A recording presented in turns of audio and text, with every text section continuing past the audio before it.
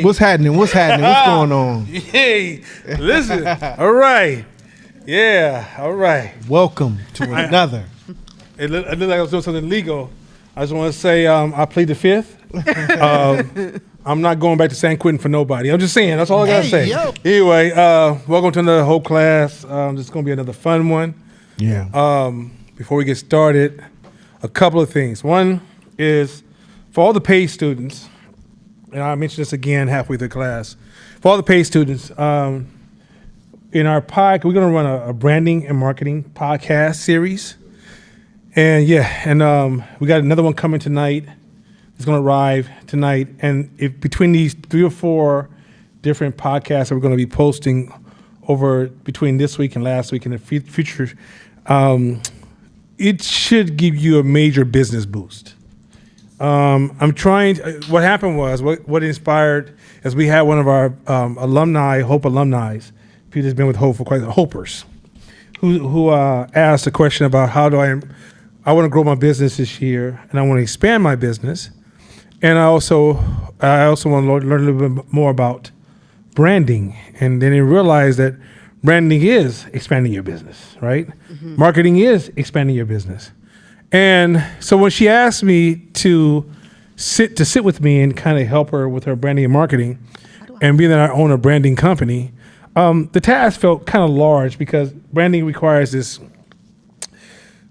shared ownership, right? If one person owns it, then you have to explain a lot of abstract ideas. So when I first was tasked with this, I was kind of stressed out, like, I don't know if I had this kind of time. And then I was fortunate to find some excellent summaries and definition of marketing and branding that is so well done that it transfers the ownership to the viewer. Usually, especially this next one's going to come up, it's going to give you guys, if you've been with Hope for more than a year and you watched these different podcasts, you should even hear some of the lessons we taught in class, how we brought some of those ideas to the class. But I'm going to purposely focus on making the podcast be a class within itself. So like we're going to be teaching one aspect of the class, but for the paid members, the podcast, the articles we will post are going to expand. It's going to focus on giving you more ownership. I don't ever want to teach a class where we create reliance upon us. We're trying to transfer the knowledge to you guys so you guys can run your businesses, not turn ourselves into some form of a false guru, pseudo guru, and then you constantly reaching out to us for the answers because we position ourselves to own the source, right? We don't own the source. We're what they call that, Indiana Jones. What do they call Indiana Jones? Sherpa? Archaeologists, right? Like we're archaeologists in business. We're constantly seeking. We don't own the information. We don't own the knowledge.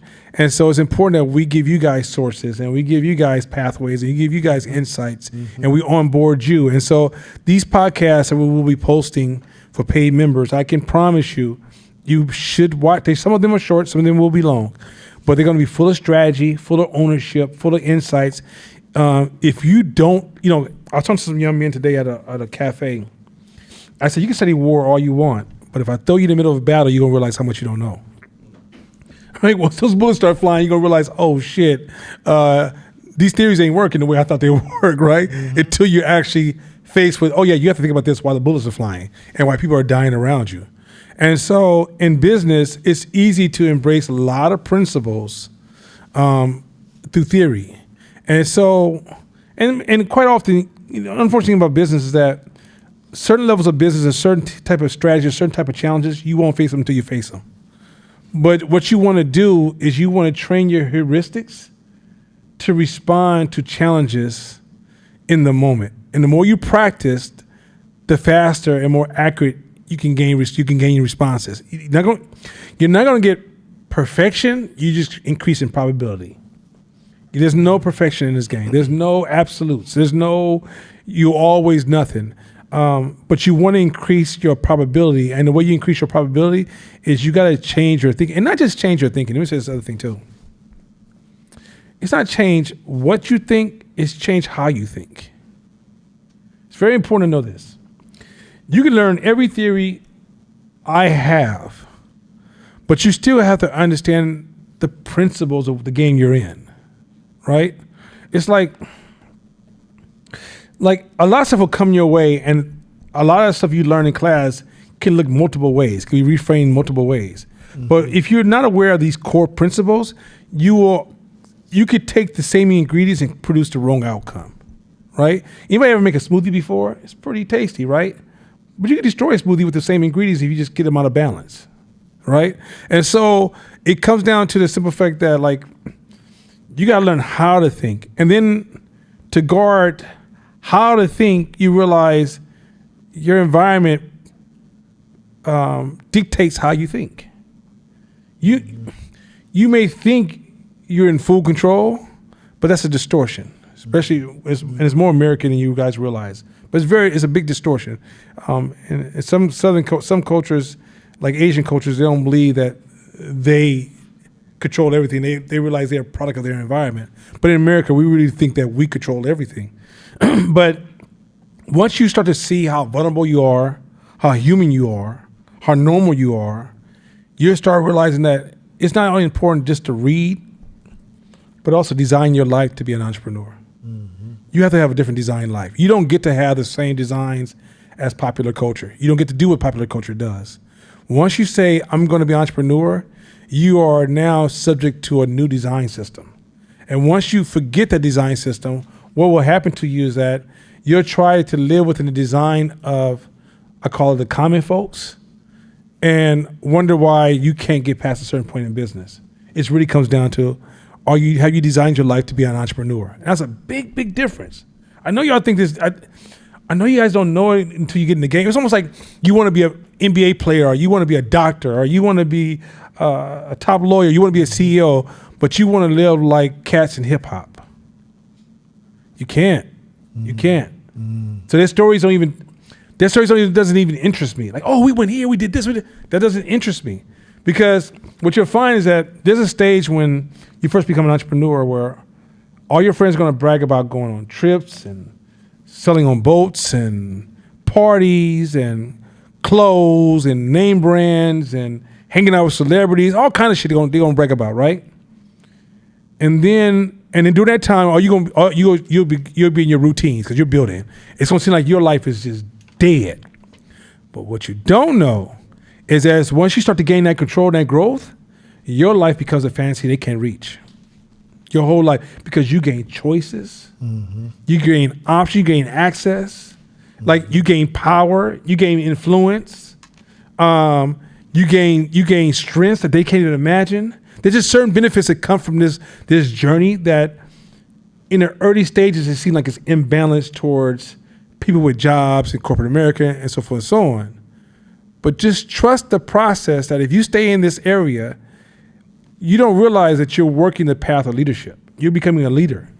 And there's benefits that come along with the leadership that even will breed envy from people around you. So it goes from admiration to, oh, I guess you could do that, or oh yeah, you must have sold out, that's why you got money like that, or what did you do to get that kind of money, right? It changes really, really, really quick. So just know you're never going to be the common folks. You're just not.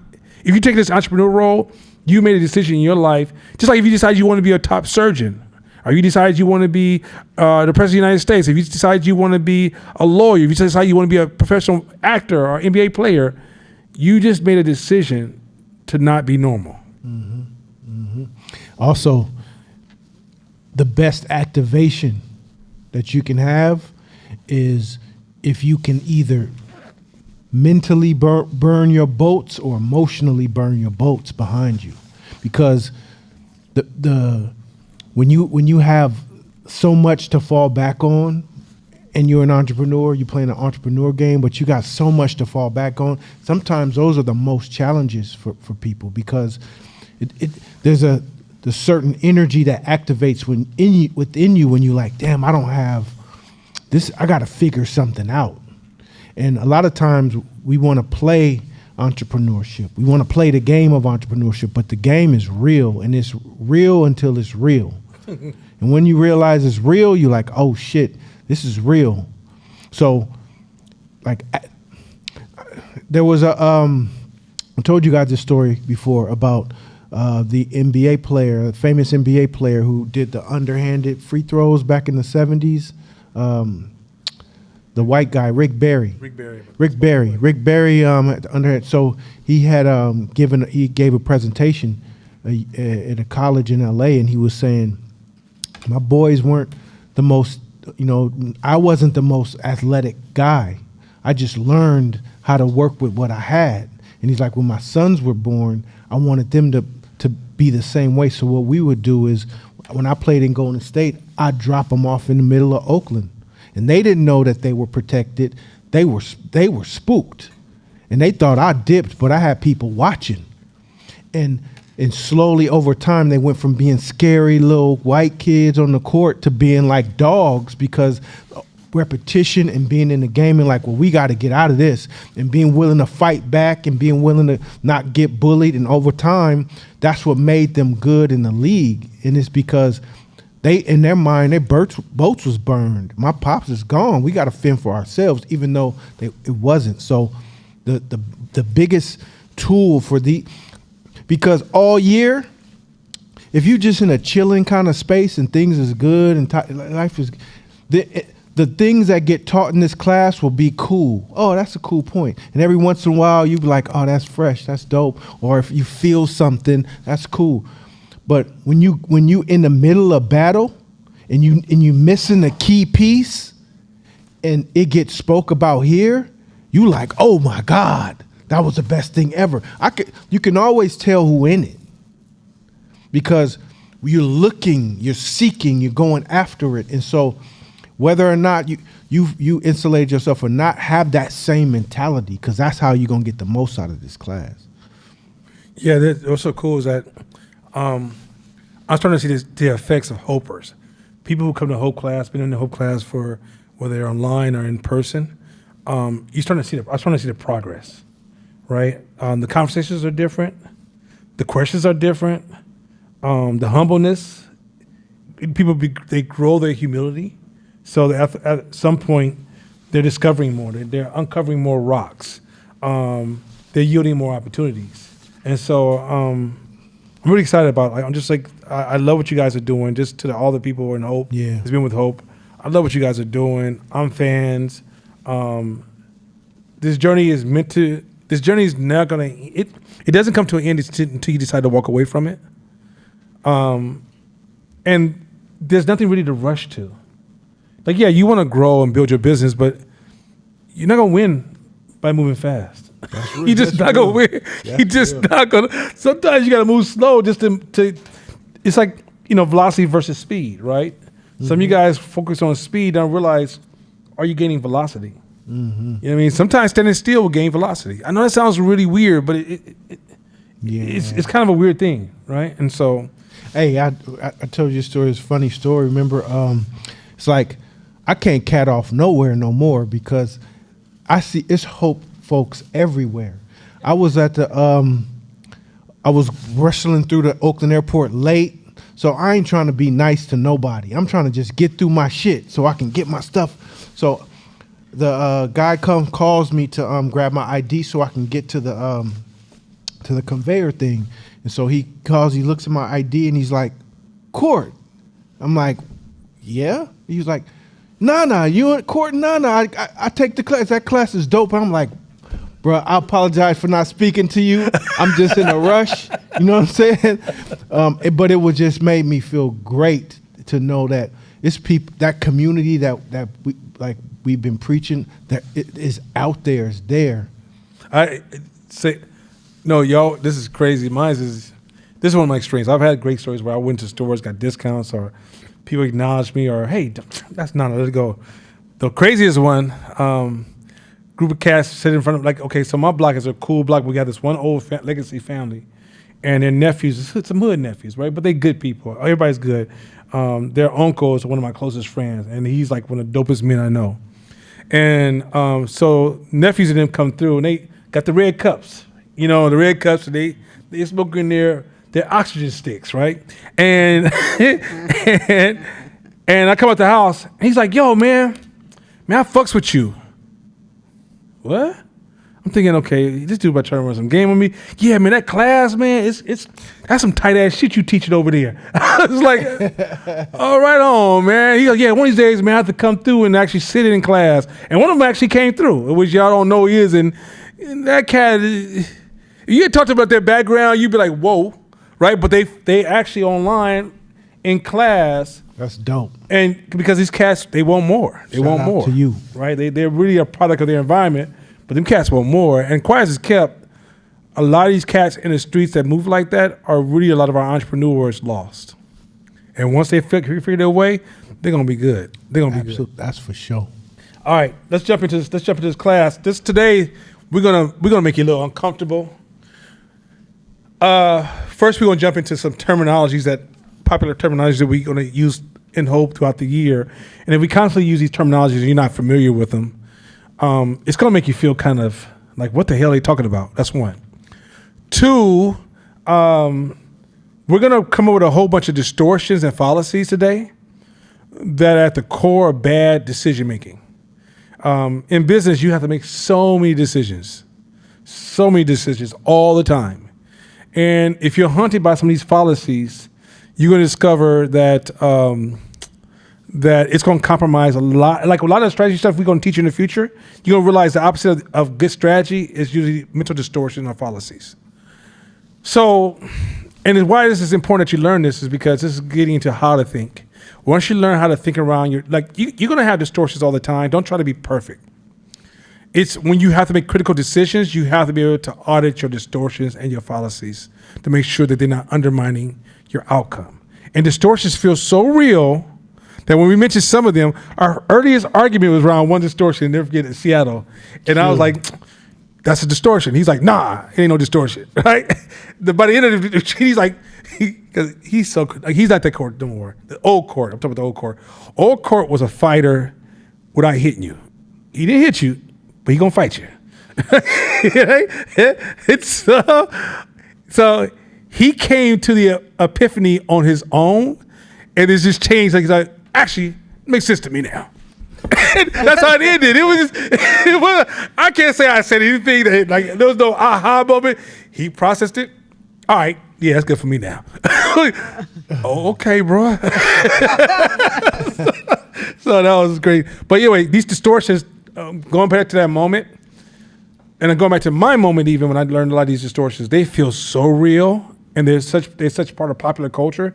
There's movements in society, whether it's political movements, cultural movements, racial movements that are full of distortions that are not true.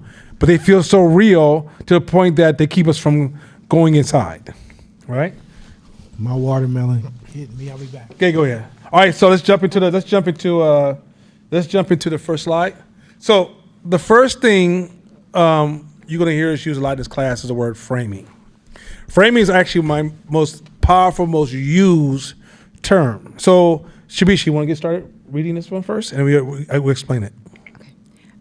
The framing effect occurs when people react differently to something, depending on whether it's presented as positive or negative. In other words, our decision is influenced by how the information is presented rather than what is being said. So, framing is learning how to say something differently. So, for example, if you said that turkey meat that you're about to purchase from Safeway is 80% lean. You go, okay. I say that turkey meat you're purchasing from Safeway is 20% fat. It's the same thing, but just pay attention to how you felt when I said it's 20% fat. Right? Your brain took the 20% fat and actually created a distortion, right? And so what's important when we're talking, let's just say, for example, there was a woman at the gym today. Please forgive me. This is not I'm not in a transgender lane, but I couldn't tell she was straight or transgender, right? I said, how would a man ask a woman if she's transgender or not? And then, because it's a horrible thing if she's not, and you just told her she was transgender, that could be offensive, right? But then I reflected how somebody said to my mother back in the day, because my mother used to wear a fur coat to work. They said, "You're so feminine. Are you really a woman? Because you're just too perfect." I did the same thing. I could have said, or I could have said it, flip it. It said, "Are you transgender? Because you kind of look like a man." You see, one is more of a compliment because you're too perfect. One could be an insult because you're saying you're so perfect. Are you really a woman? You're just too perfect, right? That's a way of having a conversation without crossing that line. Or if you frame it the other way, there's a lot of things I say in society all the time that could be considered inappropriate. I just change the framing. I get away with, or you're faced with a problem. For example, let's say somebody says, Nana, if you buy this new software, it's gonna cost you $800. My brain's gonna reframe it. How much could they make me? You get what I'm going through? Like, once you reframe things and look at the other side, it becomes a tool to help you move through situations that others may call negative. Like for everything you can have a negative account for or something that makes you feel uncomfortable, try reframing the other side. People do it in business all the time, right? You're sold things all the time by reframing. When you're dealing with strategy thinking, you're constantly flipping something. Somebody say, "Hey, it's a 95% chance this vaccine works." You're like, "Oh yeah, give me that vaccine." It's a 5% chance that vaccine won't work. Oh, I don't know about that vaccine. It's the same numbers. I just changed the frame. So anything that you're dealing with in life, as long as you learn how to reframe things, you realize not only can you, business is full of risks, right? How can you take risk? You can't master the art of risk taking if you can't learn to master the art of framing. Because when risk shows up at your front steps, which it's going to do over and over and over again, frame the wrong framing. So, for example, you leave your office, somebody say, "Be safe," right? I mean, honestly, that's just fear mongering because if I say "be safe," what the fuck are my words going to do, right? You'd be like, guy run up with a knife, you'd be like, hey, now they told me be safe, put your knife away. It doesn't work that way, right? So be safe doesn't imply. So in the end of the day, it's like, have a good, so instead of me saying be safe, I would never say that because I'm creating the wrong framing for somebody, right? And I say, hey man, take care, right? Be safe creates the wrong framing for day-to-day interactions. And if I start to embrace that framing, now I'm becoming more fragile, right? As opposed to, hey, be strong, right? Or hey man, go straight home. Or, hey man, don't be out these streets acting a fool. I'm still saying be safe without amplifying the garbage that comes along with the word safe, right? And so the reality is that framing is such a powerful tool when you talk to people, when you're solving problems. You're gonna hear framing so many times come up in this class where you say, hey, reframe it. Reframe. You might say, well, I'm going through this. I'm like, well, you might say, a customer called me and said they were upset with my service. I said, no, reframe it. A customer called you and gave you a solution. I just gave you a frame. Mm-hmm. Now you feel different about it and you welcome it differently and you see the value in it. You miss value opportunities in your business because you framed them incorrectly, right?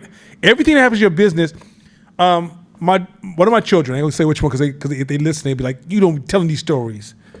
When they were younger, their mother used to wipe them when they were really small. So one day, we all come downstairs and they watching TV. We're like, what the hell, did you wipe yourself? Yeah. Wait, you wiped yourself?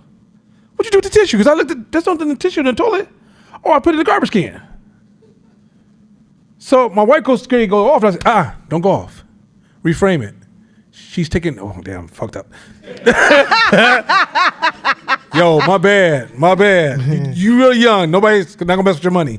But literally said, I said, hey, I'm so trash. But they said, the thing was that I said, no, celebrate it because they're taking responsibility. You gotta celebrate that. Yeah. Otherwise, you can suppress the desire to take the responsibility. You ever heard somebody say, just tell me what to do. Just tell me what to do. Mm-hmm. Here's this child taking initiative to control their own outcome. If that's our goal to raise them to become 18 to manage their own outcomes, then take this moment and say, hey, you did it wrong, but I'm really proud that you approached it and tried to take responsibility. I just reframed it. That's all it is. It wasn't like I was some great scholar who read some great book about. I looked at both. Every time something happens, I look at both sides of the issue. I surround issues. Without me getting into this, because course will teach us later on, not only do I surround issues, I change my perspective. So I go high up, mid level, all the way to the ground, right? I also go inside and I go outside the issue, right? So framing, once you're able to move in a three-dimensional way around your problems in your life, you'll see other opportunities to reframe how you see everything that's happening in your life. And you realize, oh, shoot. A friend of mine said, hey, man, United States, it's trash. I said, compared to what? Reframe it. Compared to what? Because once you reframe it, you'll realize we kind of winning right now. With all the problems we having, we're still winning, right? And so once you start playing the reframe game, you realize that a lot of times, even when you hear arguments out there, you only listen to one side of the argument. You're not able to reframe. That's why a lot of history books are trash, because they over-amplify just one side of the frame. And it's like, for example, while George Washington was fighting at the river, what was black people doing at the time? What were the Latino kids doing down in Mexico, in South America? Or the other white folks up in the north, what are they doing? That's all history, right? And so what you realize that even when somebody tells you a story, it's an opportunity to reframe. Yo, we use framing. We probably use the word framing in our business probably at least once a day. Like, framing is one of the most powerful tools that you can use in business. It's one of my favorite. Because fun fact is very difficult for most people to get out of the frame you put them in. Mm-hmm. It's hard. People have to be free thinkers to get out of a frame that you put them in. So with that said, that's why as a business owner or a marketer, that you got to use this framing game all the time. I told this before, is we used to have a really hard time getting emails, capturing emails from customers. So we say this, get this, complete the sale, give them their bag and say, would you like to be on our email list? No, thank you. Would you like to be on our email list? No, thank you.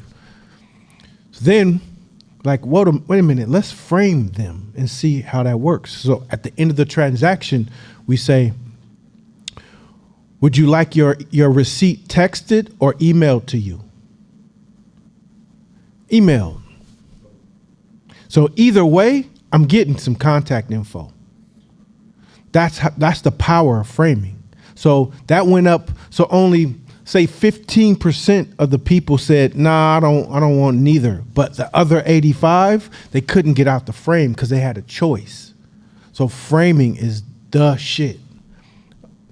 Yeah, I saw one article. We go to the next slide after this. One article I saw was on this new phone protector software that has a clear protected on your phone but doesn't turn yellow, because that's one reason I'll never do clear, because it turns yellow. Because they guarantee they will never turn yellow. They replace it for free, and they guarantee that the clear won't even scratch. You know, clear also scratches. There's two guarantees they provide for you. So you go to their website, and this is what they said on their website. Can we give you some free money?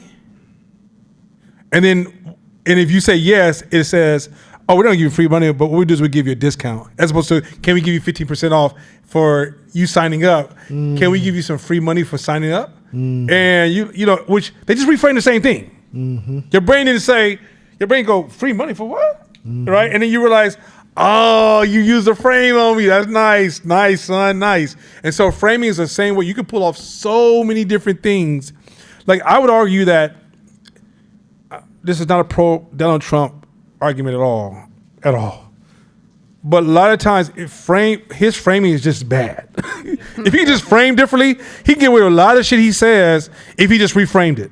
But it's not, like, if you sit down and go, okay, do you disagree with that, agree with that policy? That's debatable depending on who you are, right? That's what we call America. We have our choices.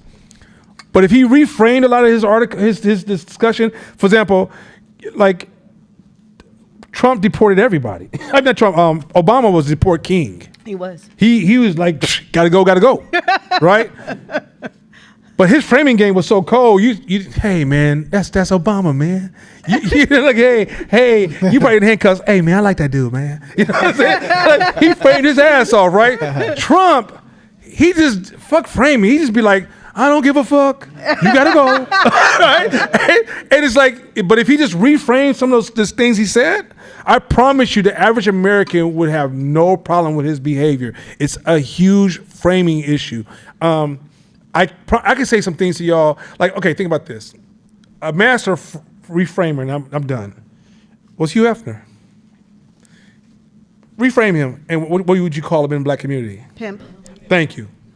That was reframing mastery. That was a pimp, a white pimp, crazy pimping. That's real. Crazy pimping. He Nobody just reframed said it, nothing. and he was celebrated. He had a recruit at Cal Berkeley, and the line was around the corner. Women going trying to get naked. If a strip club came here tomorrow and say, "Hey, we recruited," man, he'd be talking about 3 women at the door. Talking about, well, them bullet wounds ain't gonna work, girl. Can you patch them up? No, anyway, let's move on. Next slide. Oh, opportunity. We'll go next. Okay, opportunity costs. That was the next slide. That was next. This Yeah, one that's is. it. Next slide? Okay. Shabisha. Opportunity cost is the value of the best alternative action that is given up when a decision is made. It's the potential gain that is lost by choosing one option over another. Okay. I'm going to use that one. This one wasn't used a lot last year. I'm going to wear this one out this year. Opportunity cost. Okay, so I met a young man, this dude named Eric. He's this Asian kid who's hella tight. This cat was doing the leg lifts. You know how you do leg lifts? And he would like literally straighten his body up and then come all the way down. And then I was like, what the fuck are you doing? And how the fuck are you doing? Are you a Marvel? Like I was like that's some superhero shit, right? And mellow, this kid, this like an Asian kid, real mellow. And I was like, yeah, I want to take my daughter to Japan and shit because I wanted to see a high level of cultural civics. Because Japan's streets are supposed to be super, super clean. And so I want my daughter to experience that because I'm trying to teach my daughter high values and civics because I want to influence the future of our community. Anyway, so he was like, yeah, I've been to Japan, I've been to Korea, I've been to Taiwan, I've been to the Philippines, I've been to Africa, I've been to South Africa, I've been to Ghana, Europe. So what the fuck you do? Like, FBI, what the fuck is happening right here? He said, I just have a regular job. I think it was some type of tech job, right? And I was like, oh. I said, E, you don't realize that was a dope example of opportunity cost. If you saw me, watch this. If you saw me, you say, Nana, damn, that's a luxury ass car you driving. Damn, Nana, you got money for whatever the fuck you want to do. Damn, Nana, you got freedom of choice. Damn, Nana, did you just go on a 3-hour bike ride on a Monday? What the fuck? Right? You don't realize that I made an early opportunity cost. I said, here's a moment, time, attention, money. Those are 3 valuable assets, right? When somebody was spending their time on things that didn't matter, I was investing my time in something that was going to give me a high return. Every no and yes you make is a cost. Every time you say no to something, you say yes to something else. Every time you say yes to something, you say no to something else. Every time you put your time over here, you're losing time over there. If I'm at the club every weekend, what's the return on club time? Now you may get a wife, which is a good return. You may get a husband, that's a good return. But what's the return on that? But when I was sitting there every day spending an hour and a half reading, when I was sitting there tinkering and experimenting and sitting in conversations with people who were stronger than I was in the industry I was trying to get into, all those were opportunity costs of investment that yielded me a return. Meaning, your life is a direct output or effect of your opportunity cost. If you say, you know what, my life sucks, I can promise you what you've done with your time is the investment, that's your return. But if you make it a certain kind of investment as you move around, everything you do, this helps you stop being so short-sighted once you understand the opportunity cost. You realize what I'm doing today, what's the return if I continue to do this? What's the return long-term? Look at your physical body. If I'm going to eat what I want to eat, drink what I want to drink, okay, cool. I go to restaurants, I get down. Okay, cool. That's how you use your opportunity. Now you're handicapped in your 40s. And you can't go on trail walks with people, or you can't do anything that's very physical. You can't even ride a skateboard anymore. You talking about, skateboards for the young people. I bought a skateboard at 50. That's sorry, unfortunately, it's not. The reality, what you'll find is that opportunity cost is what investments are you making today for the options you want tomorrow. And every decision you make is a cost. Every decision. There's no such thing as, it's like, okay, going back to Eric. If Eric had, every time he got a paycheck, and, I got to buy this bag, I got to buy these shoes, I got to buy that car, I got to buy this, I got to buy this. How you going to take those? And by the way, he only flies first class. So his ability to spend his money on first class is because he said no to hella other things that would have spent his money way back over here. He said no to hella trends that would cost him. He said no to hella habits that would cost him money, right? So he made a lifestyle saying, what matters to me? But what kills me is that a lot of us get so caught up in our immediate stimulations, and then we don't realize that we already spent up all our resources for the opportunities that we really want to have. Opportunities cost compound. Yeah. So remember that. It's not just a today cost. If you choose to do something or choose not to do something, yes, it has an immediate effect. But that will butterfly effect over time, and the results of it will happen over and over and over and reverberate continuously out until forever. That's what's incredibly dope and scary about this, is that whatever money you didn't save is now not compounding every month for the rest of your life. Whatever dumb decision you made is now reverberating continuously out and it's going to have an effects till whenever. If you took the opportunity to cuss somebody out or lose your temper or do whatever, yes, it has a momentary effect, but it will reverberate out until how many ever years out there. So that's why it's so important. I remember when I was younger and I see people who was hella successful or millionaires, multi-millionaires back when I was young. I'd be like, damn, like I get the same 24 hours in the day that you got. So what are you doing different that I'm not? Because I don't get it. Like you got to sleep 8, I got to sleep 8. Like this, we have this finite amount of time every day. I need to learn what your rhythms are, what you're doing with the opportunity of time that I can do. And attention. And that's the cold game. Like opportunity cost is, it's how you create your rhythms to get where you want, to go where you want. If you take the opportunity, I mean, you're grabbing a portion of time out of this, that 24, you're grabbing a chunk of it and you're doing something with it. And you either invest in it or you burying it or you fucking it off. It's your choice, but know that it's a continuum. I know this person asked me one time, they say, no, I want to learn strategy. But every time I saw them, they was playing games on their phone, I couldn't engage them. That's your time, attention, your money. Yeah. Your attention, whatever grabs your attention, if you're scrolling a lot and then you wonder why you haven't mastered anything, you spent your opportunity cost on scrolling. Straight up. You gotta, like, it's a real game. Okay, I tell you to kind of witness it, when you see the abuse of opportunity cost that looks good, but it's gone bad. Go to a place where you working with a lot of black folks or people in our community, and I'm sure this happens in every other community, but I'm just talking from my black experience. This is my black experience. I'm not saying this is a black thing. But let's say I'm hanging out with a group of black folks, and everybody looks really, really good. They got titles, they're 100 black something, or alumni, or HBCU graduates, or they something, right? Jack and Jill cousins, I don't know, something. And all of a sudden there's an opportunity where we got to put our money in to do something. Hey, let's everybody put in 1,000 and watch how you see opportunity cost. You mean you got a Birkin bag or whatever they call it, Birkin bag, whatever the fuck that is? I don't know how to say that shit. Or a Louis Vuitton bag, or you rocking Gucci belt around you or whatever, or you rocking these tennis shoes that cost $2,000. When it comes time to spend $1,000 to take a trip to rent a big ass house, you think that I told you I need the blood of your grandmother. It's just the anger and I don't. Or you'll see like or another example that you'll tell that opportunity cost is poorly being used is this is going. Just stay with me. Somebody gives you an offer to make $500, and you're like, no, it's not worth my time. Or no, $100.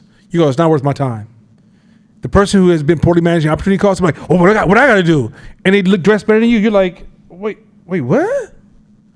I thought you was killing the game. $100, $100. You don't understand opportunity costs. Mm-hmm. If you ask me to come out of my house right now and say, Nana, can you go over here to make some money? The question is, what could I be doing? Whatever else I could be doing, would it make me more? Or would it return me a higher return? So if I keep jumping at every $20, $50, $100 offer, I'm giving up the future thousands for a temporary opportunity cost. Have maybe you have, or I don't know, have you ever took $100 job and you were booked and packed with that $100 job, and $1,000 job came to you and you couldn't take it? Has that ever happened to you? Yep. And you like, because that's what happens.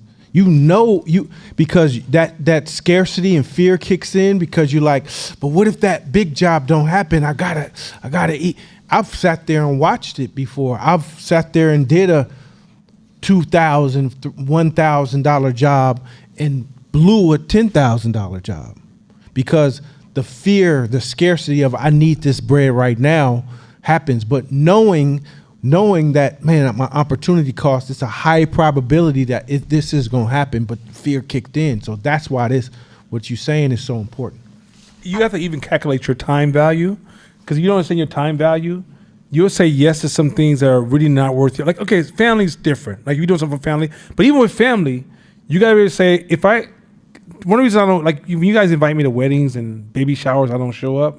It's not because I don't like you. I may love you.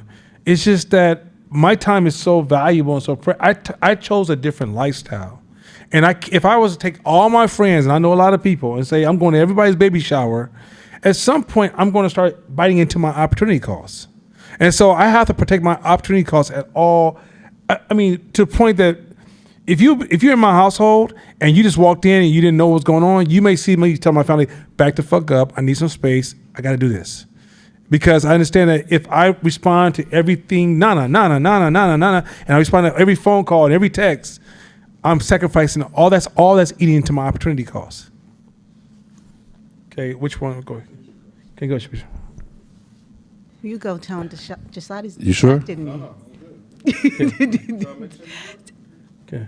So I'm thinking about the Louis bag example, or you can even bring it down to sugary snacks, right? The way that we reward ourselves in the short term, right, for things. So if you compare that to like being able to go to Portugal, because I got friends who go to Portugal for their birthday.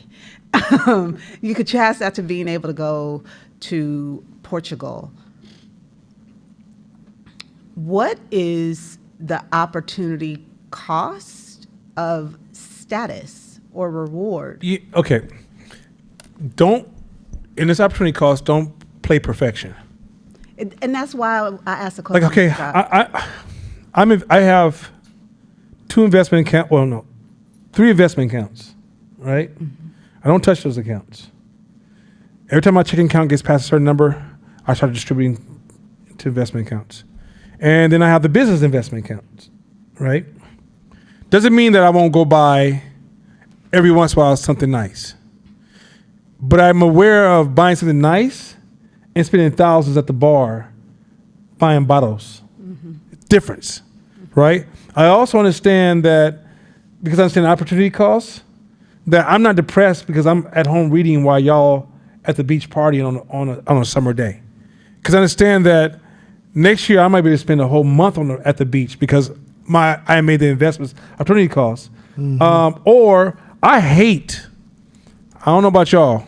So me, Pastor Chris, T. Pratt, Sham, we go to a restaurant. on and Masham, and usually a quarter ago with us this year. He has tied up some business stuff, but we all go to a restaurant. I hate having to look at the prices and look at the meat and look at the receipt because I spend my opportunity costs over here. I want me to go to a restaurant like I want to eat that, and that's just what it is, right? I like the freedom of choices. I hate when somebody tell me what I can't do, and to gain access to be able to move in ways and be able to, and even to tell the world fuck off. That's an opportunity. You got to make some investments to be able to get fuck you money, to say, what you say? Fuck you, I'm not doing that. Right? That means you made investments to get to the point. You don't do that, ain't got no money. I'm going to suggest bad move. We did not teach that at Hope. Say fuck you, you ain't got no money. But if you invested your time and your interest and your resources and you gain your growth, and somebody like, hey, we want you to do this. Nah, I ain't doing that shit. That's opportunity costs. Because something you did over here allows you to have the opportunity to say no. So it's growing your choices. Doesn't mean you have to move perfect, right? So like, for example, if you, the reason somebody would buy a lottery ticket, because sometimes if you're feeling hopeless, it gives you a sense of hope. That's very human, right? But it's different than a gambling habit or going to Las Vegas every weekend, right? There's a big difference between I buy a lottery ticket every once in a while, it gives me a sense of value, as opposed to I'm in Las Vegas every day. I get a big check, I'm in Las Vegas. Well, then your cousins died, like, you want to go to the payments of the house, and you can't. Now they have to. Then now the government gets it back, or other family members get it back because you spent your opportunity costs over here. Yo, I had a dope conversation with this woman. She has a cleaning service. She cleans commercial property and residential homes, and she was saying that she thought what she had was success originally because she had built up, like, tens of thousands, 30,000 followers on Instagram, and she was like an Instagram model and all that type of shit, and was on Wildin' Out, and she was always, having to go to these restaurants and take video and pictures, and she had this fan base that she had to cater to. And one day she was like, I was like, fuck that shit. I killed my Instagram account, put my head down, and started this business. And so I went dark away from everybody for like 6 months and came up and built this business. 3 years later, she's in cities all over the U.S. She has branches of her company all over in the U.S. doing hella good. And it's like, I took the same time that I spent doing this, and look at the difference. So it doesn't mean that you live like a monk 100% of the time. Not it at means all. you have the mental self-discipline to know when to spend, how to spend, what to do with it. When I was 19, I rented this 2-story house. I thought I was doing it. Rented this 2-story house, doing my thing. I'm turned 20. The house is fully furnished and all that cheap ass furniture that shined, and like the big Black Panther Lacquer. shit and the lacquer. It was lacquered up from Rent-A-Center. I'm doing my thing, and I rented the house from this one woman, Filipino woman, and we were co-workers. But I rented the house from her. So she pulls up. I'm like, yeah, come in. And she had a new car. I was like, ooh, that's clean. And she's like, I love her. She's like, you bought it. You bought it for me. I said, what you mean I bought it for you? She's like, this house paid off. You bought it for me. You buy this car for me. I was like, damn. She's like, Courtney, you only gonna live here 1 year. After 1 year, I'm kicking you out. You gotta buy a house. I was 20. That's the only. I'm like, what's buy a house? She's like, I'll show you. I'll tell you what. But like my house, anybody who rents from me, they gotta buy a house after. My house is good luck. She believed in that, and so she gave me the game. But she woke me up because she screamed at me that I bought that car for her with my rent money. So opportunity. It's like we both work together at the same job. We shoulder to shoulder at the same job, but I take the opportunity to spend my money renting from her, and she eating off me. So I'm like, I might as well give my paycheck to you then. Opportunity cost.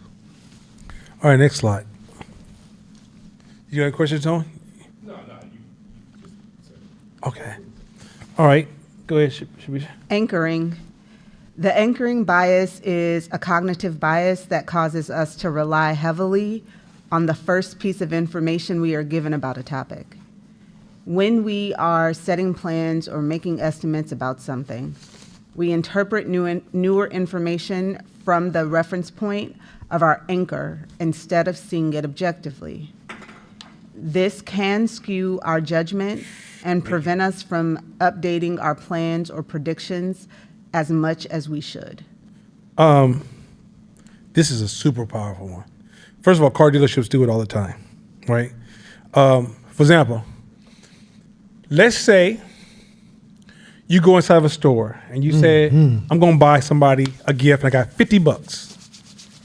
And you get to the first item, it says, you look at the first item in the, say the subject, you want to buy them some type of item. You get to the first item and they say, oh, it's $250. You're like, shit.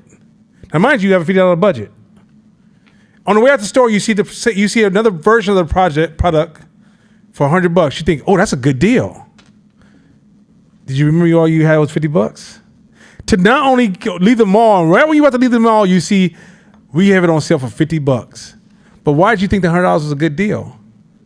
You didn't even weigh out the deal. It's because you first was anchored in the $250, right? Another example. You go online and you say, this hoodie gonna cost $100. I don't know if I like that hoodie that much. But watch this anchor. Originally $200, 50% off, $100. Yo, that's a deal. Same thing, same hoodie. Anchoring. Anchoring is such a, if I tell you, or I'm gonna show you another way anchoring can work. Man, I'm out here trying to, I sell cars for a living. I just brought my wife, man, you have no idea how expensive BMWs are. I just brought my wife a BMW. That thing cost me $130. And this is just a regular X7 or X5 or something. It's like $130,000. All right, let's get back to this Toyota. So I talked to my manager. The best I can give you is around $70,000. You're thinking, damn, that's a different price. Okay. No, it has nothing to do with neither one has nothing to do with either. Each one. I just manipulated you by giving you the 100. Even though it's separately, I have a separate association, even though they're both cars. Once I get your brain set that this is the number, everything down here seems reasonable. Right? Or if I get your number set, so let's do a reverse. You're talking to a client, and the client was like, this happened to us recently. A client comes in and go, hey, I want some photography done. And this is our budget. They just anchored you. Now you're gonna spend the next 45 minutes going, how can we make that $10,000 work? Let's see, we move this around. The job might be a $20,000 job, but now you're trying to cut anchor, and you don't realize because you're cutting everything down to make that $10,000 work, you're also lowering the quality of your work, which may they normalize it. Now watch this. You might be qualified now for this big event where it's gonna be some real commercial level work, so where it's $100,000. They won't even see you because they anchored in their mind you're a $10,000 photographer. Anchoring is a cold. Black people, when you're trying to give people discounts, you may be anchoring yourself and pricing yourself out the game. Where they'll hire you on this low level, but when time to do that high level stuff, you're anchored too low to have this. They go for the guys anchored up here. Because when you're a company, especially B2B, B2B doesn't pay for, they're not looking for a price discount. They're looking for increased trust.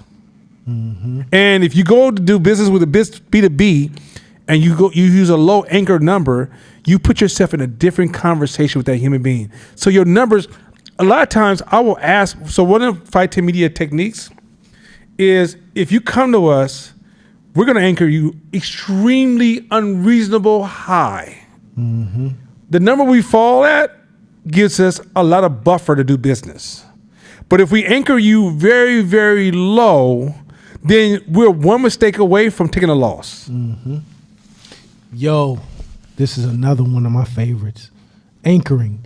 In negotiation, anchoring is one of the most powerful tools. I think we should also tap back into these sometime throughout the year because you master these three, even not master. You get comfortable using framing, anchoring, and priming. Like he said, the course of your business can change. Anchoring is, and not just in business, but in life. If you, Does anybody think like, let me just be fair in negotiation? Like a lot of times being a good person, I'm just gonna be a good person, does not work at all. You'll get manipulated and you'll end up on the short end of the stick. Anchoring is a powerful tool for you to use, and you gotta anchor to your advantage so that you can get them to the sweet spot of where you wanna be. So say your number is 50. And they say, and you walk into a negotiation and say, hey man, I don't want to do this back and forth stuff. My number 50, what can you do? You think you're being a good person, right? You just played yourself. Congratulations, you played yourself. Was that DJ Khaled? Because you just set the anchor number right there. And now they can play with that. They can play with all those numbers and you'll end up losing. If you want to go 50, you anchor high. And then come down over time after iterations after iterations. Anchoring is powerful, not just in numbers too. Everything in life. One class I remember in one of the books they taught anchoring, and it talked about the girl who sent a letter to her parents to say, hey mom, sorry, I crashed the car you bought me because I met this guy, and he ended up being the best guy because he was fresh out of jail, and then we ended up knocking me up, and now I'm pregnant, and but you're gonna love the baby, everything's going good, and she keeps going down this rabbit hole of horrible things, and she says, FYI, none of that stuff happened. I'm just getting a D-.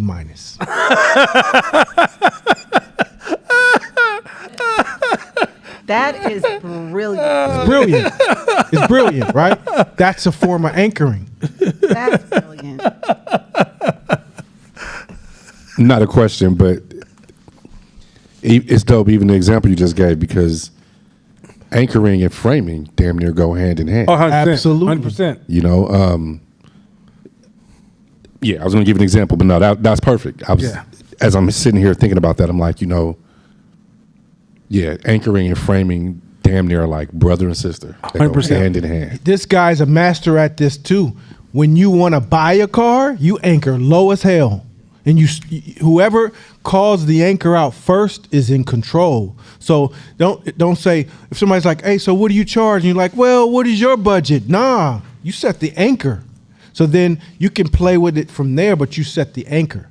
So if you walk into even if the car is pristine, perfect, no flaws, find some flaws. And be like, well, it's posted for $1,000, but I see the tires are a little worn. I'm gonna have to get those replaced. The tint is a little too dark. People giving tickets. I gotta get those to where I think I probably can only pay $400 for this. You're not a bad person. You're negotiating. It's a game. It's a game. If you don't believe it's, try it on Craigslist. Go sell someone on Craigslist and don't anchor first. And watch somebody, or anchor poorly at the price you want, and watch them tear it apart like you just never gave them a number at all. Like they literally, you say, I want to sell this camera for $500. They be like, I got $400. And then you be like, oh, okay, what about $450? They got you. You already lost, right? But if you said $600 and they got on a $550, they feel like they won, and you know you won. Mm-hmm. Hey, when I went to China, shit, they got no heart. I walk up to a booth, like I had people, my factory took me around, took me to different places, but we had separated. So I walked up to a store by myself, and I was like, how much? She threw out this crazy price. It was normal for like American dollars. So then they walked up behind me, and she was like, how much did she tell you? And I told her the number. She cussed them out in Chinese, in Mandarin. Like, damn near, motherfucker, don't do my partner like that. That ain't even cool. You ain't even right for that. So she was like, okay. And it was like less than half the price in real life. Like, he always says this, stay out of people's pockets. Money's relative. It's relative. So it's about what you're willing to pay. So if you pull your money out and it end up being a higher price than the next person, then that's on you for not being able to negotiate. Real quick, I want you to make sure you say that again, because I know it's funny. Me and my business partner, I remember we were having a debate about a particular project because of the company it was coming from. It was a big name. And so there was like this debate about, well, we know they got money. And I'm like, don't assume. Let's stay out their pocket. This is what we know it's going to cost. This is what they said their budget is. Let's stick to our guns and go above. But let's frame it. I didn't say frame then, but I'm going to say it now. Let's frame it in a certain way to where they understand that, this is what it's going to take. And it's okay if we don't get this gig. Pretty much. I'm like, you got to be comfortable walking away. Actually, I think I heard you say that. Be comfortable walking away. And you know what happened? A real true story. They came back. They had a budget here. We came in here and we framed it in a way to be like, you know what? The ball's back in your court if you don't, just let us know what you choose to do. Less than 24 hours, they wrote us back and was like, you guys got it. We're more than happy to work with you, so forth and so on. So I say that to say, one, yes, we got to continue to stay out of people's pockets, but also stick to our guns and not be afraid to lose stuff if we don't get it. You know what I'm saying? So we saw what they anchored because they showed their budget. We knew what we were trying to do the work for, and we knew it was going to be more than that, and we stuck to the guns, and we ended up getting it. But we framed it in a way to where if they didn't use us, they would be lost. Like, it would be a loss for them. And it turned out to be a great project. You know what I'm saying? We got the feedback from them. So, yeah. There's a question. You guys are talking more in the sense of like the verbal anchors, but I wonder if you guys have any kind of tricks to the trade on your not picking up nonverbal cues in order to anchor people. Can you explain that a little bit further? Do you know how to anchor people just by reading their body language or picking up things the way you read a room when you first walk into it to know? No, I just anchor, period. You don't, when you try to read people, that's also fallacy. You can't. Mm-hmm. Absolutely can't. That's why I think diversity is bastardized by this DEI movement, because diversity is everywhere. There's no such thing as one black group, right? There's no such thing as Oakland black folks. There's no such as East Oakland. Like, there's so much diversity. Like, I got a partner from West Oakland, Acorns, who's a professional swimmer. It's like they don't even like. I don't even know how he had a conversation coming up like, yo, I know y'all about to go ride, but I'm about to go to the swimming pool. You know what I'm saying? I'm about to do some shit. So I'm saying, like, the diversity of people. And so when you're anchoring, you're driving your wheel. You're literally driving your wheel. You're literally saying, I'm pushing for this. If you start being over empathetic in this space here, you're projecting, and that's a problem. Then they can anchor you, right? I can anchor you by saying, man, my wife just left me with these kids. All right, let's do this. This is negotiation. I just anchored you.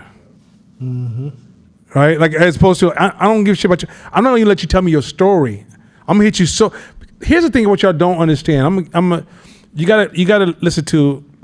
Okay, it's gonna sound a little pimpish, and it is what it is. look, cause y'all really don't know how I learned this. But anyway, like, there was a nana before there was a nana. But anyway, look, you understand me? Check it. Long as you leave the customer with a good feeling, you won. And a lot of times you don't realize when people pay more, they feel better than when they pay less. Like, people value shit when they spend money. Mm-hmm. One of the things that made me think about raising the price of hope, because we're not giving y'all cheap shit. We're giving y'all valuable shit. But a lot of people online don't know it's valuable because, I built this as a nonprofit because I'm trying to give back to my community. I'm not trying to look for another business opportunity because I have great business opportunity over here.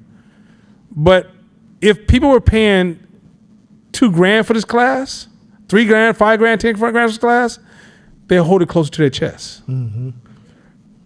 The reality is that sometimes when you play an anchoring game, you forget you're paying employees too. You're running a business. Mm-hmm. And a lot of times, for example, when Tone gave him a higher price, they will reframe everything he does as higher value. If he come in there and they don't understand something, they be like, oh, that's what you get when you spend this kind of money. He might be fucking up. But they're gonna translate his mistakes differently. Or let's say he gives them back a piece of artwork and like people with other takings be like, oh, that wasn't that good.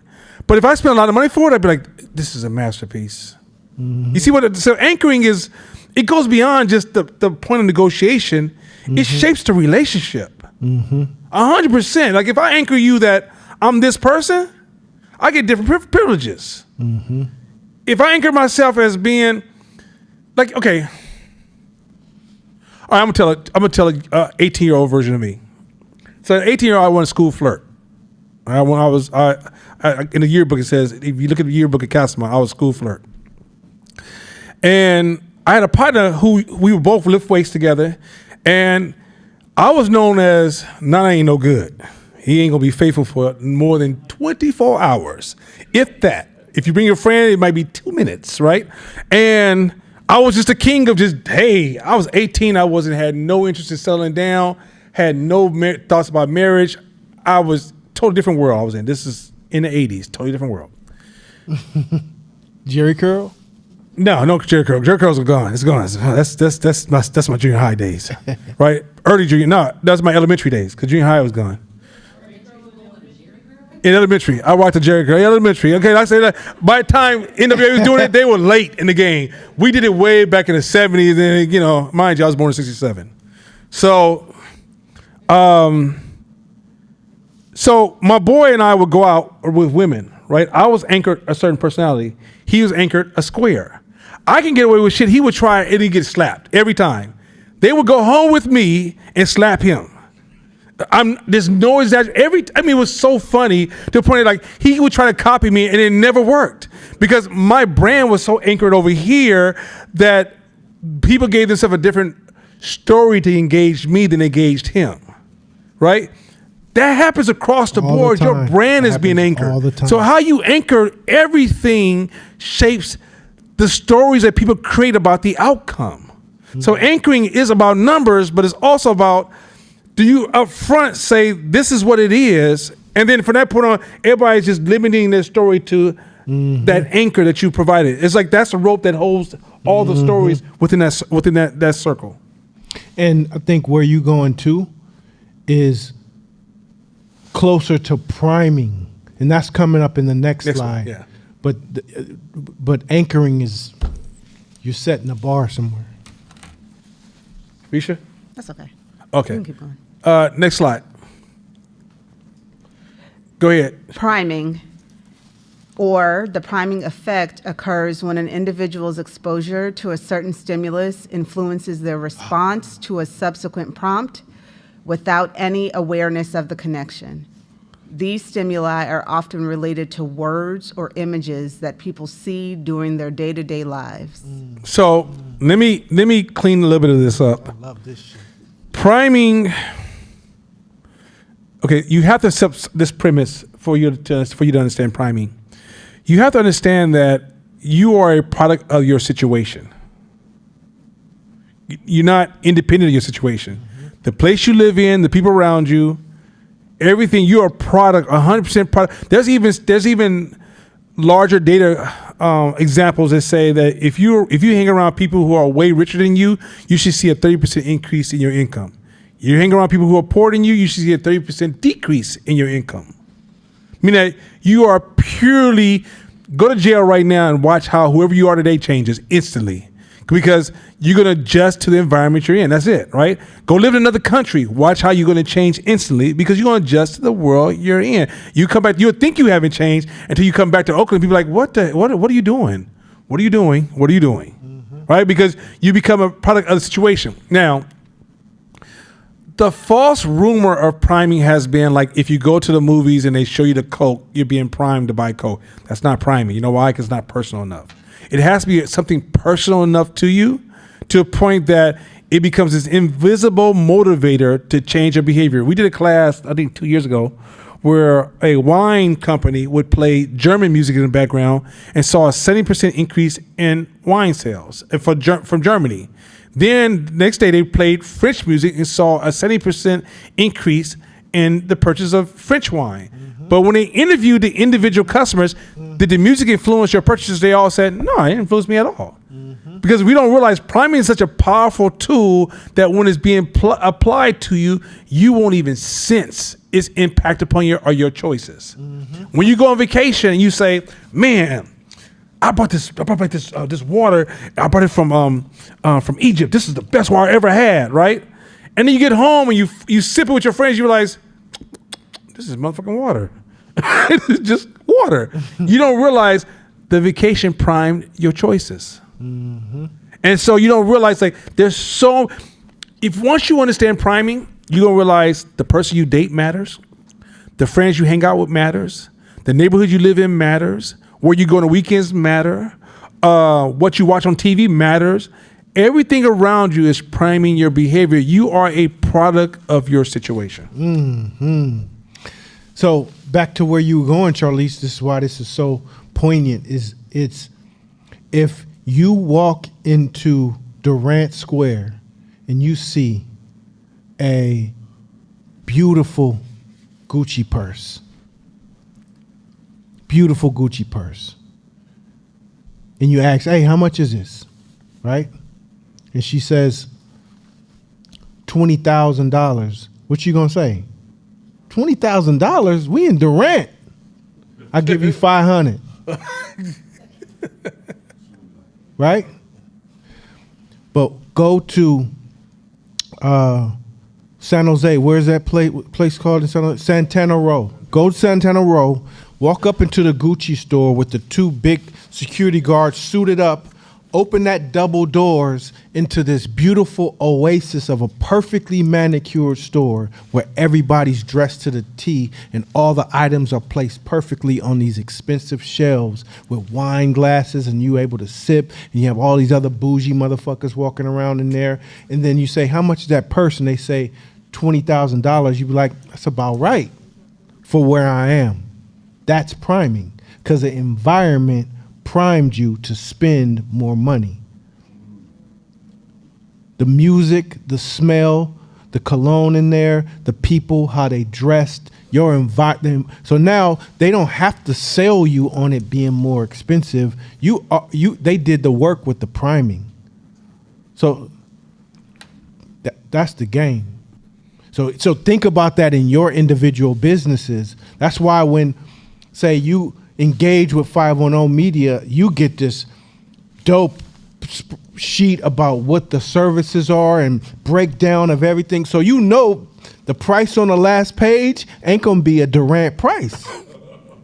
It's gonna be okay, I can tell just by engaging at the beginning of this that this is the value is gonna be there, but the cost is too. Versus like, I do your pictures for you for $100. So how you prime the customer sets them up. If we used to have people in the class all the time who complain about people who complain about their prices, and they'd be like, see, why they do black folks like that? They do us black folks like that. They always asking us for the low prices, complain about prices, and the prices is already low. I used to be in that club too. When I was selling Courtsmith shit at a table with black covers over it, with shirts hanging on the thing, and I say, $20 for a t-shirt, and they're like, $20? This shit cost you $4. Like, damn, can I eat something? Man, I can't stand black people. It wasn't the black people, because that same black person will walk into a Gucci store and pay that price because of the priming. Once I learned that game, and even when I was still just at a regular ass table, I got the table with the name on it and pull up banners and all this extra shit to add value to what I was doing, and bought expensive hangers and expensive stands to hang the stuff on. I can go $30, and people be like, that's about right. I don't want to jump too far ahead, but is priming also the same as signaling?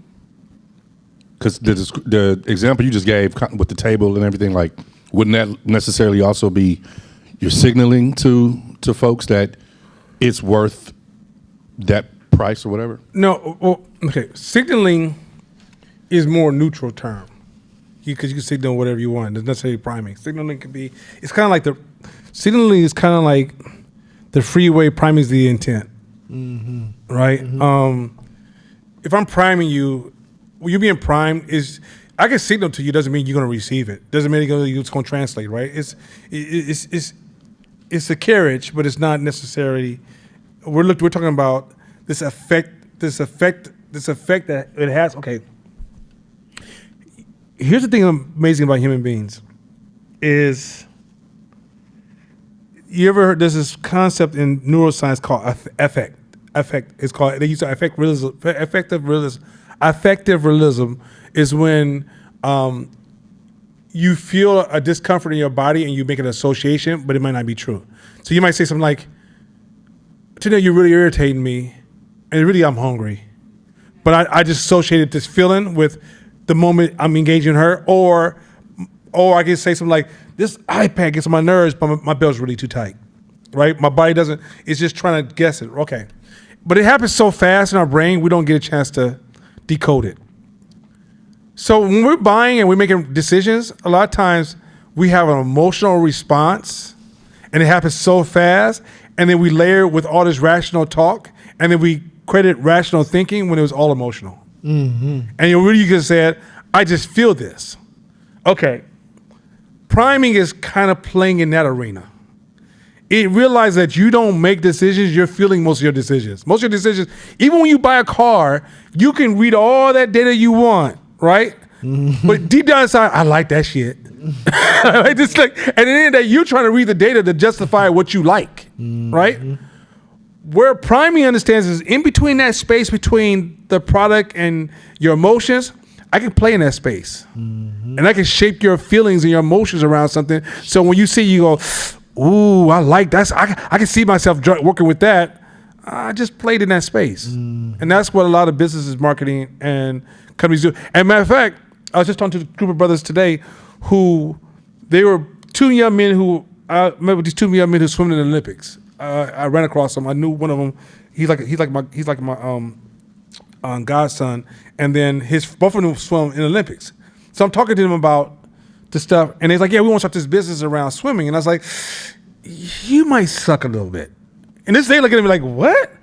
I said, "Because you guys are too committed to the techniques and the science of swimming. You don't see the human." Mm. And because otherwise, like, they may come to you like, well, swimming is important, and they go, that didn't influence your behavior. I said, you guys gonna have to get with people who can see that emotional decision space, where somebody goes, what would swimming make me feel better about myself? How does swimming go with my identity of who I am? How does swimming plug into my personal value? And then how do you design and shape and take advantage of marketing opportunities that suggest to a person that people like you swim, right? And that's in that space there's a priming happening. And all of it's not just like you saying, hey, people like you swim, huh? You got to be able to, in a sense, you're signaling in that space, but that signaling that you're doing is a form of priming to get them to swim. Mm-hmm. Man, priming is so dope. Like how you guys are dressed right now, priming. You were primed, mm-hmm. and you're walking around priming. Think about this. If, say in boxing, you're the challenger. Challenger says, John Smith coming up to the ring, he just walks up with his trainer. He gets there and he sits there, waits in the corner. The champion comes. Lights go off. Doof. Music starts blasting. I'm a killer. I kill you. I'm a killer. Slapping. And light shines on him, and he got the craziest, dangerous rapper rapping the lyrics as he's walking out, right? And the crowd's going crazy, and he's sitting there in the corner watching this. He's getting primed to lose before the fights even start. That's the kind of warfare that happens all the time to y'all, everywhere to y'all.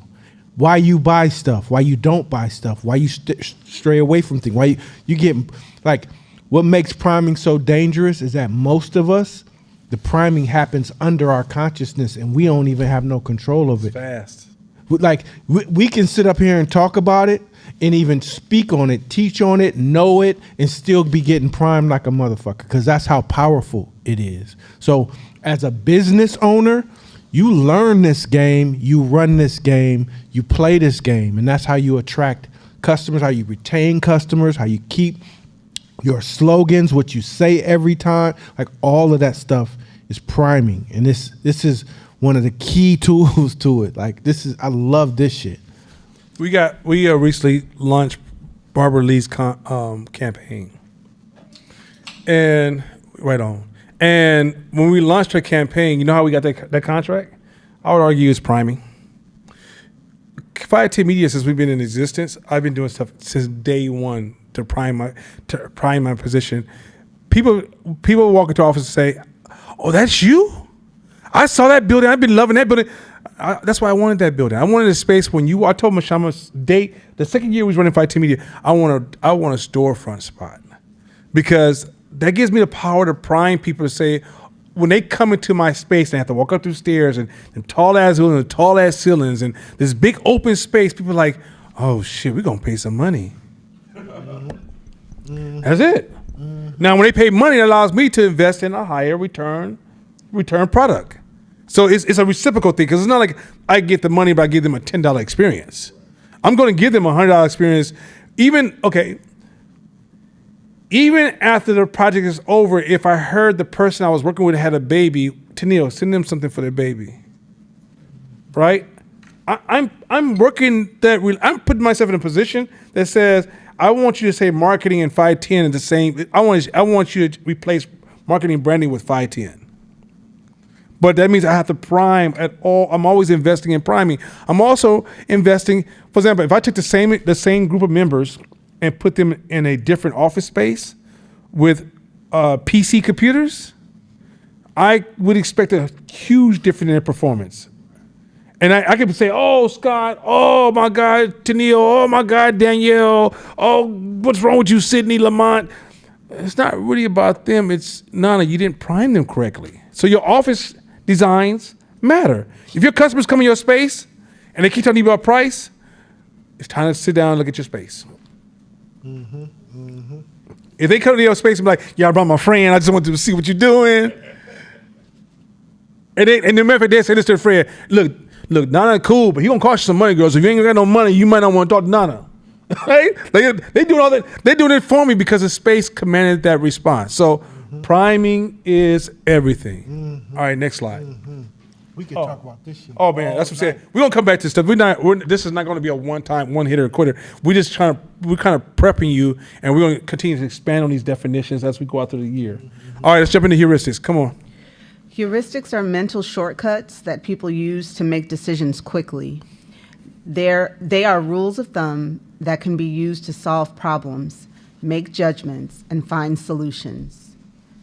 Availability heuristic is describes our tendency to use information that comes to mind quickly and easily when making decisions about the future. Okay. Don't say heuristics. I'm gonna try to keep it simple for. I try to teach like as I'm teaching an 8-year-old. I'm not sure about a 4-year-old. I got a daughter. It's hard. It's not 4-year-old. It's really difficult because you don't give a shit. If I say heuristic, she'd be like, "Should I really care about this?" but let's say if I teach an 8-year-old heuristics, you have your subconscious, they call it system 2, and your conscious mind, right? I'm trying to make this as simple as possible as an analogy so I can get into describing heuristics. Your subconscious burns a lot of calories and it handles all your deep contemplation. It's your stoic part of your brain that sits down and processes it. Your subconscious mind also is excellent at when it comes to dealing with unfamiliar situations or uncommon situations, new situations. But your conscious mind is your routine in your brain. So when you get up in the morning, you brush your teeth and get ready to go to work or school or wherever you go in the morning, you're pretty much operating on your heuristics. Matter of fact, I would almost argue if you have a job that you do the same job every day, it's probably been built into your heuristics, which is your conscious mind pretty much manages all your activities, your engagement, your thinking, and your process. But if I ask you, for example, if I say, "What's 2 + 2?" When you say 4, that's your conscious brain. But if I say what's 3 times 1,665 plus 4, that's going to require your subconscious brain to kick in and participate in the engagement. Why is this important?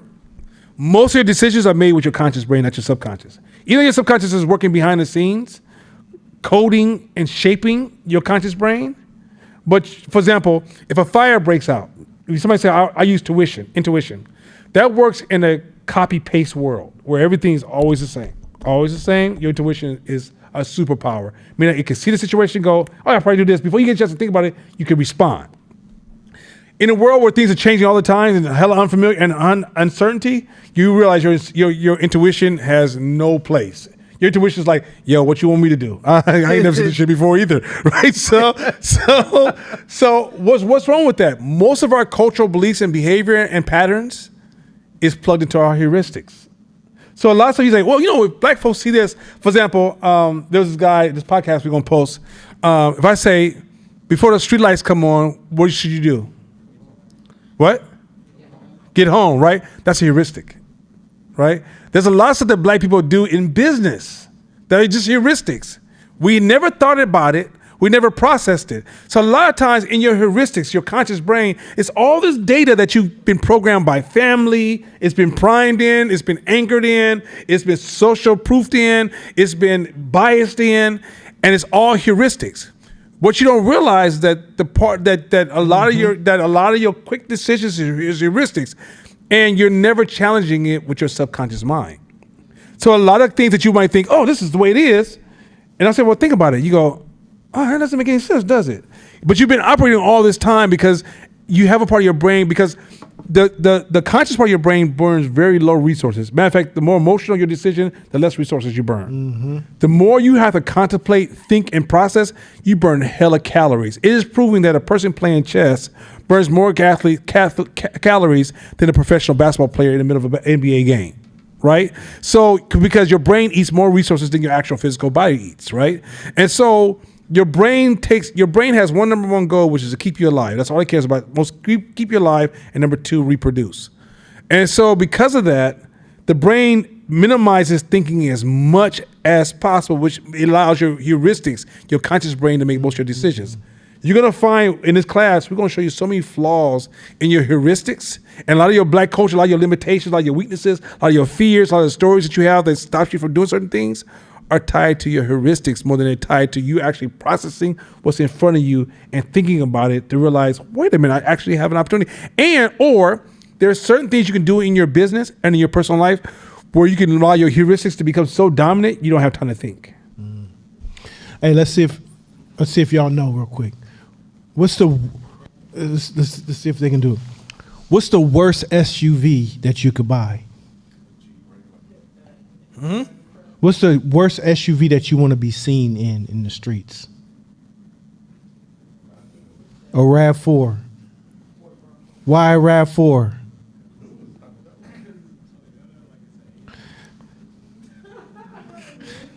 You know, somebody said the same thing in the group, the podcast that you about to listen to. The crowd jumped out RAV4. Why? Because Kanye West said it in a song, and it's so deeply embedded in your subconscious that you don't even realize that it's there. And that's what heuristics is. We got so many deeply embedded things, like when he say like, "What the fuck I rap for?" to pull up in the rap. Yeah. So it's like I was lost. Thank you. So it's like what? we move not on, most of the time, not on facts, but on heuristics that were embedded in us that we don't even consciously think about no more. So that if we, in those heuristics, we call facts, we call truth, we call it the way it is, and we're locked into it. So if you you walk past another black man, or you walk past a brother, you do the nod. Where'd that come from?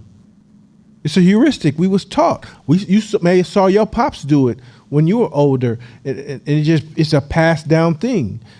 Heuristics is, as an entrepreneur, if you want to be in this entrepreneur game, you got to challenge all your heuristics, all of them. I don't care.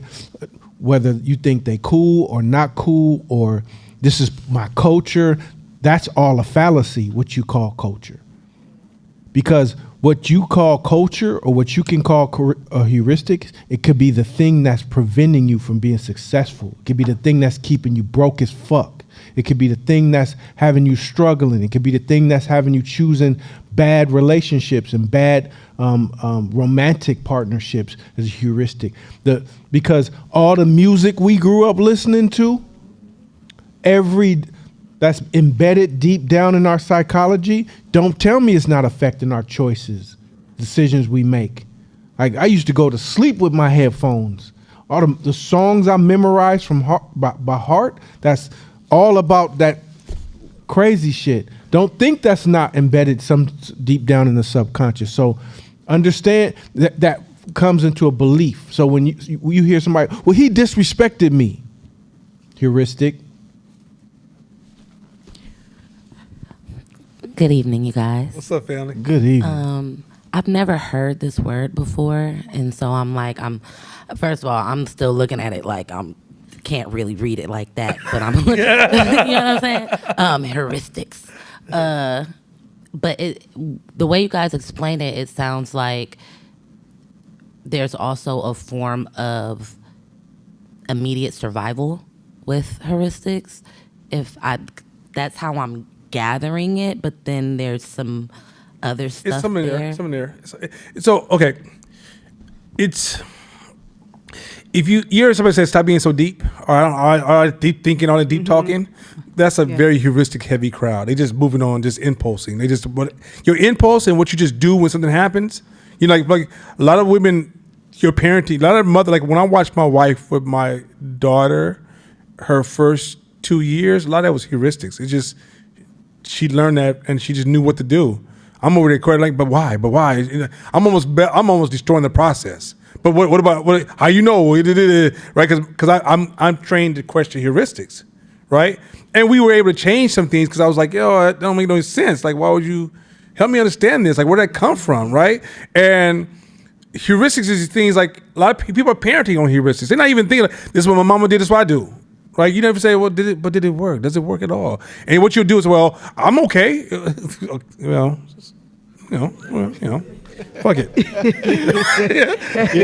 So the reality is that like heuristics is one of those things where, it's like when you first start driving a car, that's subconscious.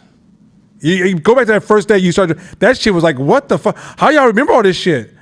Okay, let's say you 10 years in. You just doing it. You just do it. And if a car accident happens, you just, Now you take a professional driving class, let me tell you, no, you don't do that, you do this. Right? And that's what entrepreneurs, you have to get to that point where you start questioning all the stuff you've gotten used to that's been passed down by culture. For example, if I say no justice, what do you say? Right. If I say, what's another famous phrase? It ain't no fun.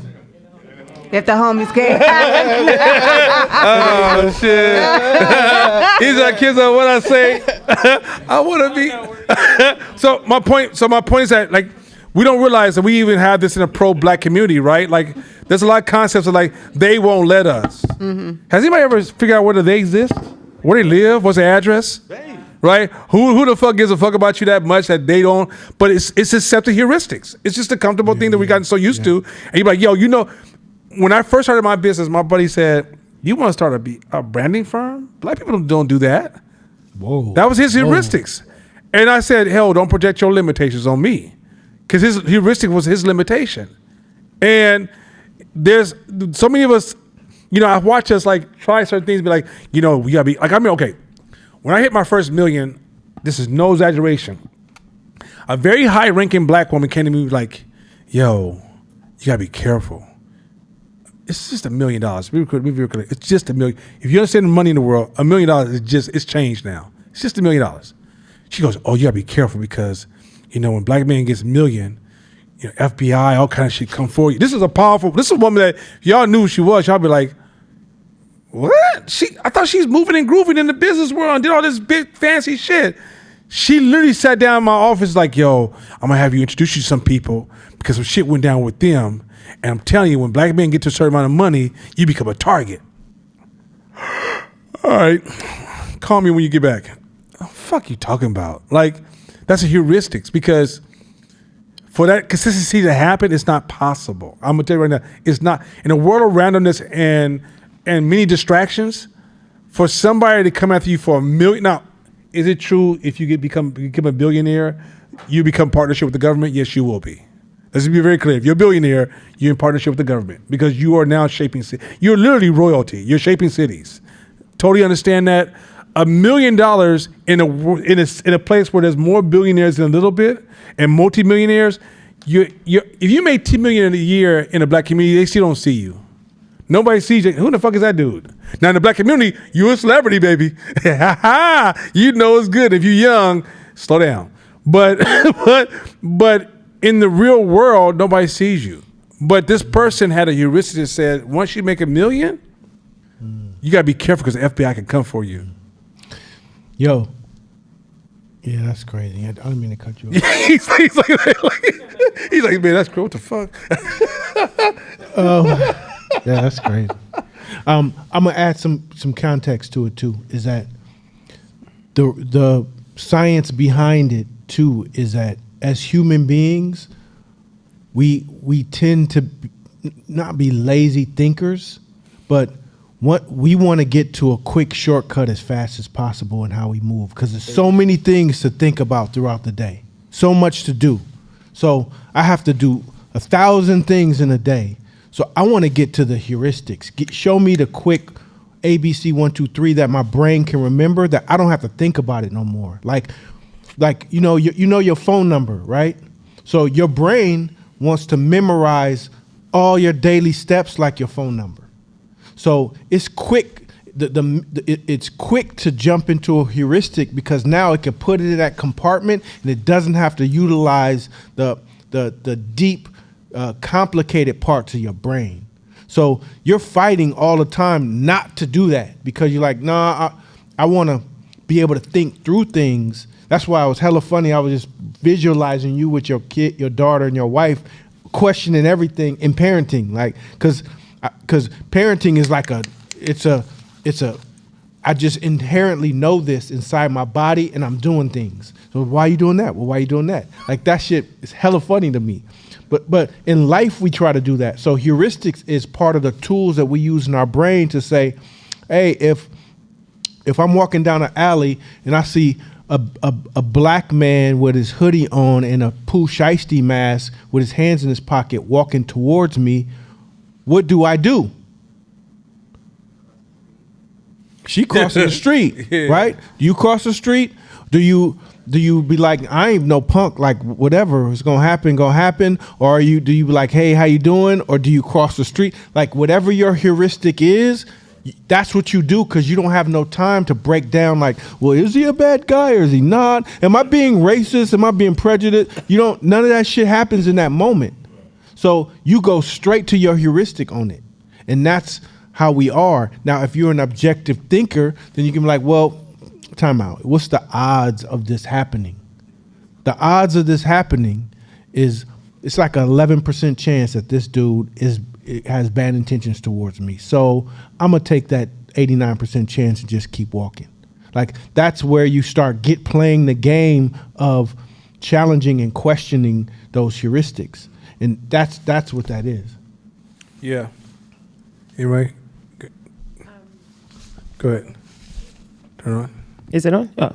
There you go. I have a question, and this might be going down a different rabbit hole about heuristics in terms of like, because the idea is we're questioning something and also replacing it with something that it's like you're trying to remove the shortcut for what is more logical, I would assume, in the sense of like this in the world of how we're going into AI, where that is really essentially creating a tool for mental shortcuts, so you don't have to think about things.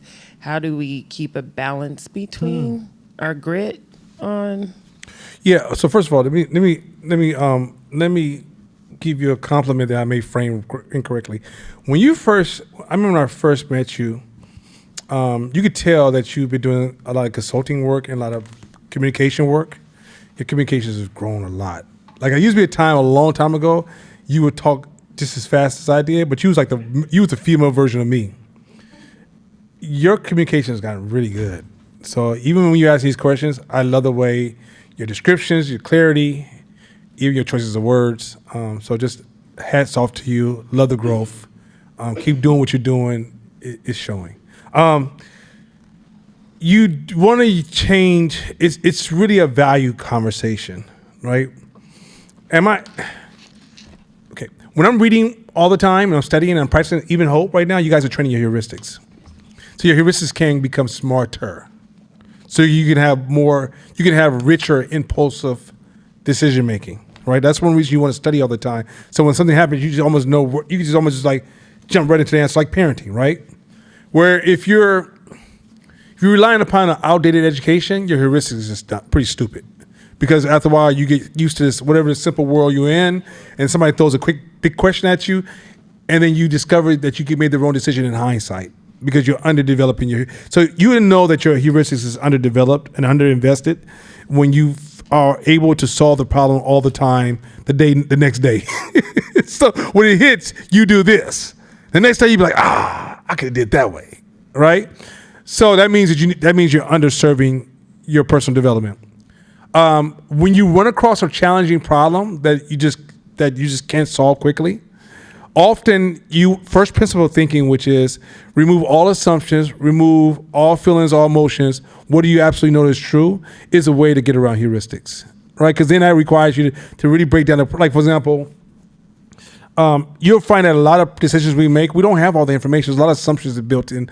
One of the biggest problems I have, I paid to last year was people make a lot of assumptions in business, a lot of assumptions, but then they surround their assumptions with some facts and then kind of bake the assumptions in as if it's just as much of a fact.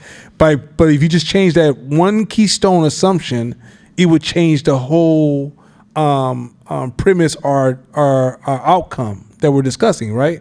And so what happens when you're dealing with big problems, one of the major tools to help you get around heuristics is first principle thinking, which is you have a problem in front of you. What do you absolutely know is true? And let's just rebuild the solution slowly. And this is how you often will get around your heuristics. Everybody understand that? Did that make sense? So you have a problem. Like if you think about any problem you're trying to solve, like I'm raising my child, right?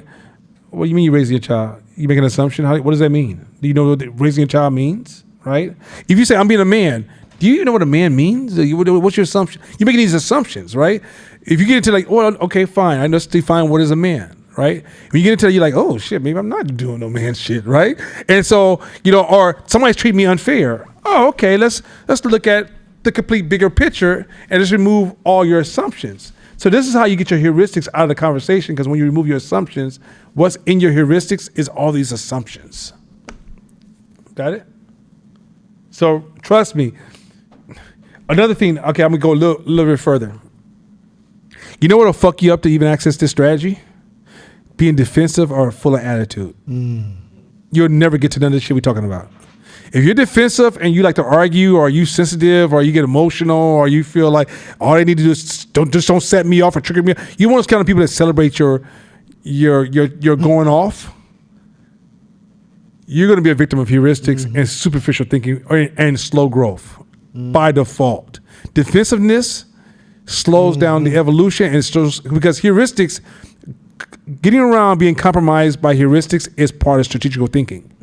But if you're very emotional, you don't realize how much heuristics you're going to bake into strategical thinking, especially if you make a decision for something you don't. Okay, if I decide to sell this water to people I don't know, and I'm not sure if they like water or not, because remember, you only know you, and you barely know that. So now you want to go to a market. Let's say you want to sell this water to Pittsburgh, or you want to sell it to Sacramento, or you want to sell it to LA. You don't know those people. They're not you, right? So you don't realize there's hell assumptions when you're designing this package to go sell to them. There's hell assumptions. But do you know their assumptions? Or do you see them as facts and get offended when nobody buys your water? Right? So, but if you got an attitude, you can't even go through the process of saying, all right, I'm gonna build this bottle, but I gotta test it. I'm gonna build about 20 bottles and I'm gonna test them and see which one starts to move. And then I'm gonna let the community that I'm trying to serve tell me what they want. Right? But if you got an attitude, you're gonna make so many assumptions in that space, you burned all your resources before you got to the testing phase. Right? It's like, oh, I got this great business. Why? Why is it great business? Because I believe, well, you already fucked up that question.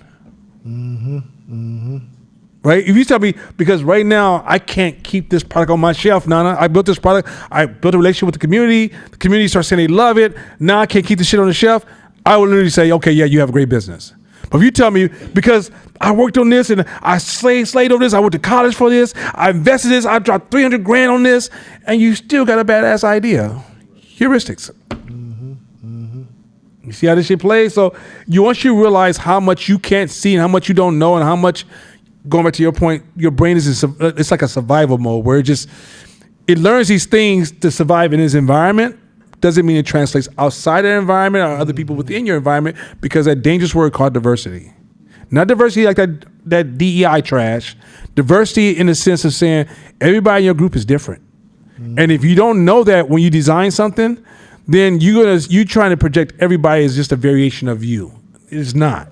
It is not. And even, here's the funny part, the thing you know about yourself is really a variation. You might say, this is who I am. That's not true. That's a distortion. That's only a variation of you. You're multiple things. And some of those things, and many of those things are contradictions. You're a walking contradiction. Everybody in this room is a walking contradiction. But we hate it because the cognitive dissonance says, I hate contradictions. But you are. And so when you work with the public, you gotta be able to say, the same person who says they'll pray for you, if you one-on-one, they may try to sleep with you. That's just a game. Keeping it real. Hey, listen. Look, Ain't nothing wrong with we that ain't teaching either. that class. Fern, that's next class. Ain't nothing Fern, wrong that's with next that, class. Fern. Fern, That's ain't why you nothing get all wrong the with A's, that. girl. Ain't nothing wrong with that, Fern. Yeah, damn. Fern said, hold on a second. Ain't nothing wrong with that. I thought that was normal. I gotta stop telling them. You understand me? Okay, next slide. Next slide. Oh, by the way, we'll go back real quick. Go ahead. Those of you online, we gotta figure out. We got a big donation. I gotta figure out how to get access. Because they told me it went to a certain count. I'm like, what? What is that thing called? Listen, y'all. Last year, we spent 20 grand to teach this class. If the experiment continues the way it is, I won't keep this business model for too much longer. Those of you who are receiving this class, if you're at home, one, make sure you subscribe. Number two, make sure you donate. The donations, we're not running this class. This is not my source of income, because if it was, I'll be in here. I'll be up here with holes in my T-shirt. But I run this nonprofit to give back, and everywhere I can grow this class, enhance this class. The more we invest in this, the more we can enhance the educational experience, the support experience, and eventually in the future, I'd love to even be two things I'd love to see to be achieved by Hope is one, to be able to provide financial investments, never give away money. It's a bad idea. Bad idea. But number two is also I want to see Hope make it to the schools. I want to eventually have a high school set up, where entrepreneur-based high school, where we're able to design a school to train young folks to be entrepreneurs and also teach them civic responsibility. So as they become entrepreneurs, they reinvest in the communities that our children will grow up in. So with that being said, next slide. All right, we're gonna get into this right here. Yeah. I don't want you guys to feel bad, because we've done this before and some people was feeling all bad and shit. This is all normal shit. All right, these gonna be flaws in your behavior, flaws in your thinking, but you gotta know these are flaws, because if you don't know these are flaws, and when you first hear them, by the way, too, don't go torture your friends and family once you learn this class. That's kind of distortion. Trust me, all you're gonna do is just push them away. Learn to hear kind of distortions and shut the fuck up. Only focus on kind of distortions when you're working on strategy. If you're not working on strategy, or somebody's not making a poor decision with your money, your family, your life, or just let it go. Right? But if you collaborate with somebody and it's something very serious, you need to know these. But I promise you, like I'm at every family get together, all they do is run 1,000 cognitive distortions. I don't even bring up one. Unless a family member says, hey, I'm struggling with something, can you help me? And I'm like, you sure? And then I may have to deal with some of them cognitive distortions. All right? So Shabish, you ready? Yep. Let's roll. First introduced by psychiatrist Aaron Beck, who developed CBT in the 1960s and 1970s. Cognitive distortions are types of negative thoughts or skewed perspectives of reality. Mm-hmm.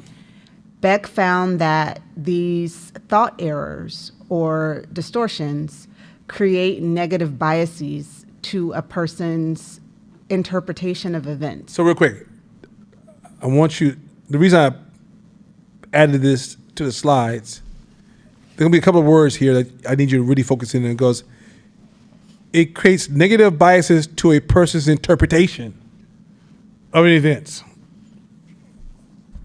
I want you to think about that. So black people,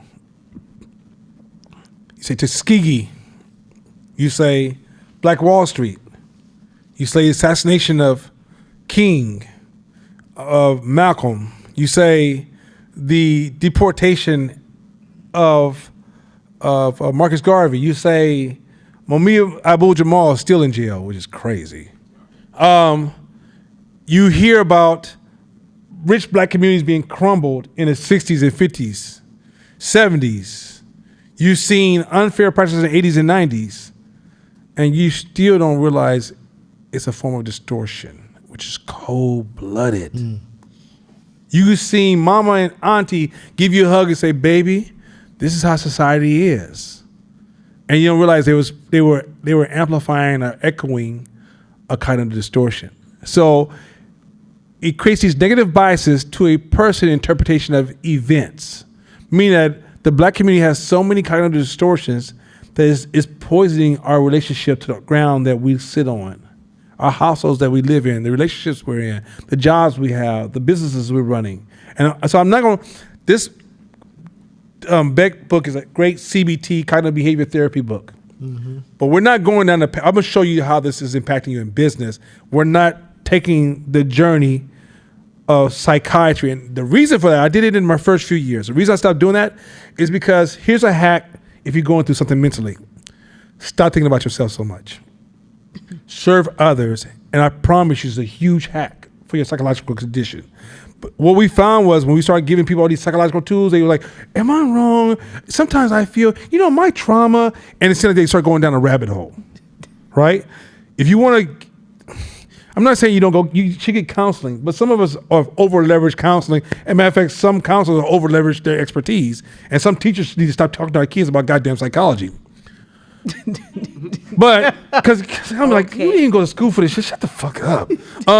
But the reality is that in this situation here, one of the greatest hacks is focus on where you want to go, and some of this stuff will fall in place. Like, I lift weights, and I went to a chiropractor, and he told me, he says, you don't need to come here that much. I said, why? He goes, well, people don't realize that if you build your body up and you build your muscles up, it corrects your bones and your structure. Oh, same thing with life. If you build your life up, a lot of your mental health problems is tied to some of your habits that you're going through. And the way you get past those habits is serve others. That's a game right there. Like literally, if you have to wake up every morning to go help some other people out, you probably smoke a little less weed. You'll find that you'll probably move a little differently. You'll start taking care of yourself differently. You start developing some rituals and routines. You'll also get a sense of self-value and purpose. So a lot of you are like, I don't know who I am, and I feel like I'm nobody. Well, go help somebody else. It's going to help you feel like somebody. So I'm not going down that road of, oh my God, woe is us as a people. We're not doing that shit. I'm showing you tools when you want to build some stuff. Here's some stuff that's going to get into your mind and distort the outcome. Keep going, Shabisha. Now watch this next. These sentences are so powerful. Go ahead.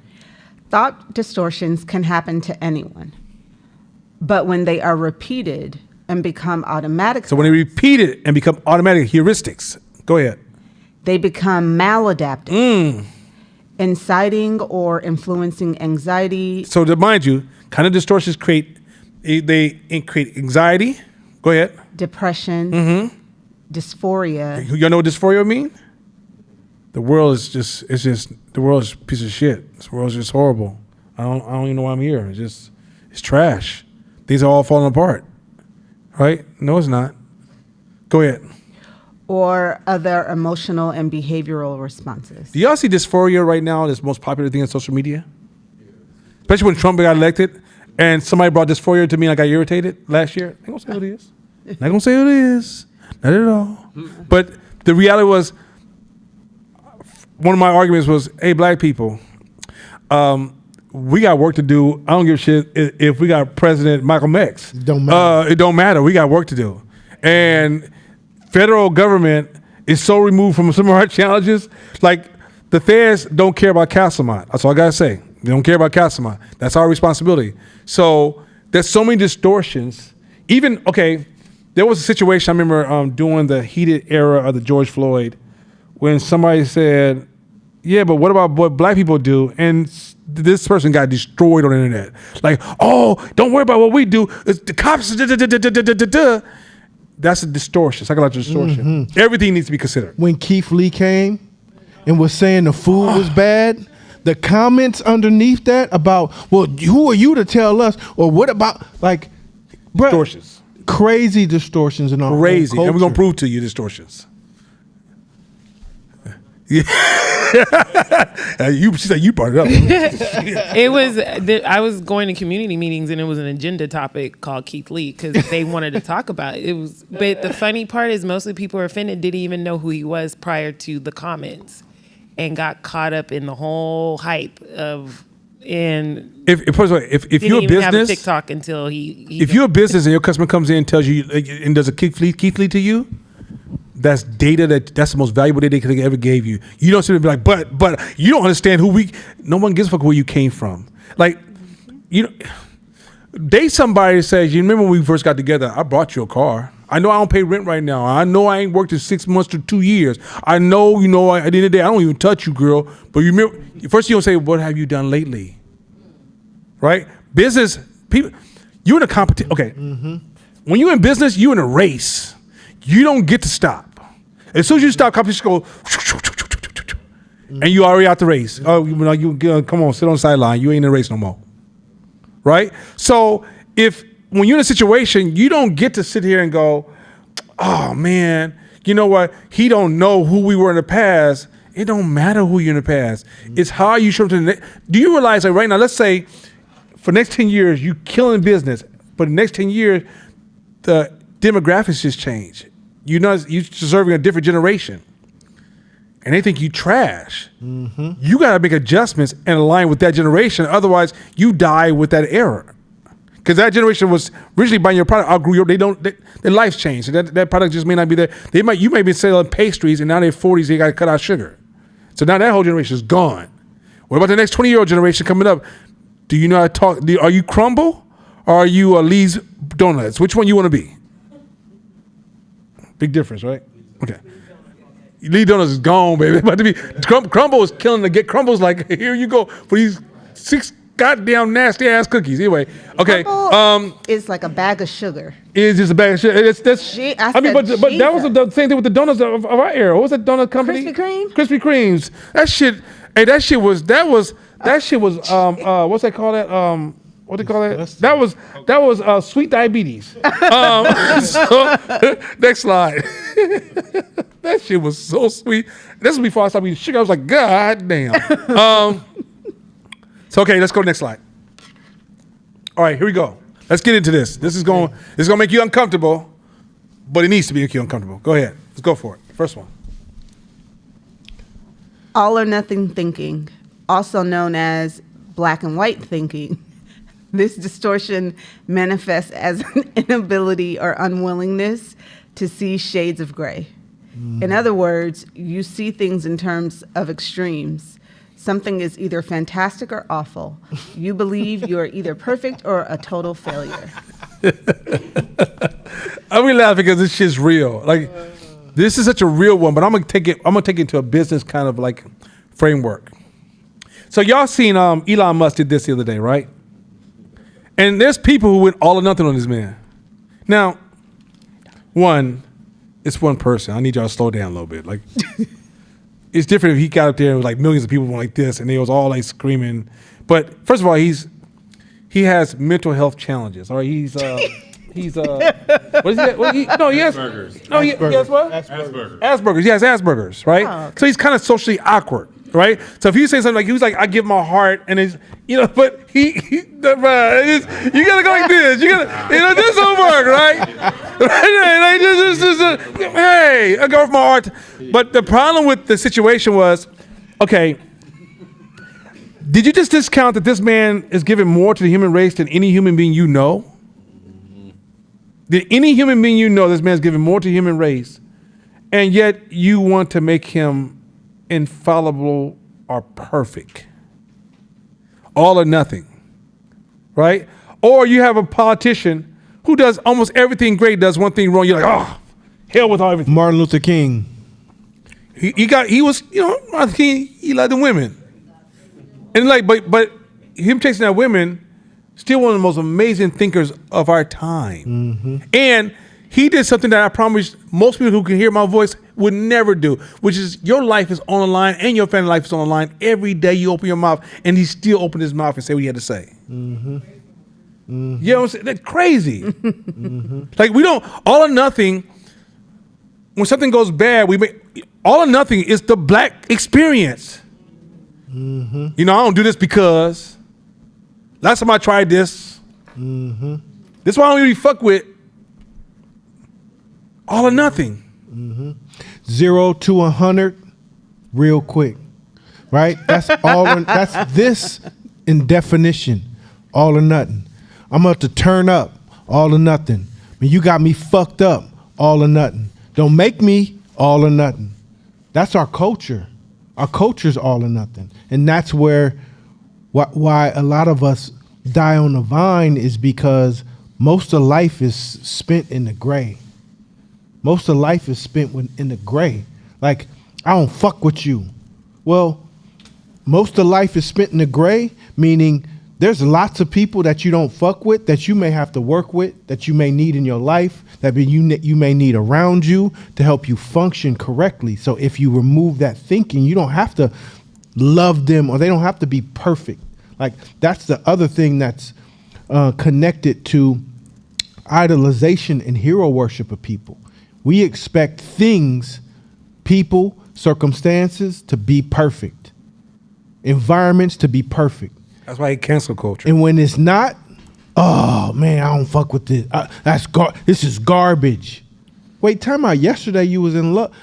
That's why breakups in our community happen so rampantly, is because the relationship is either perfect, and any one small thing, medium or even big thing that comes in that hits the relationship, it's not meant to be. It's all bad. It's over.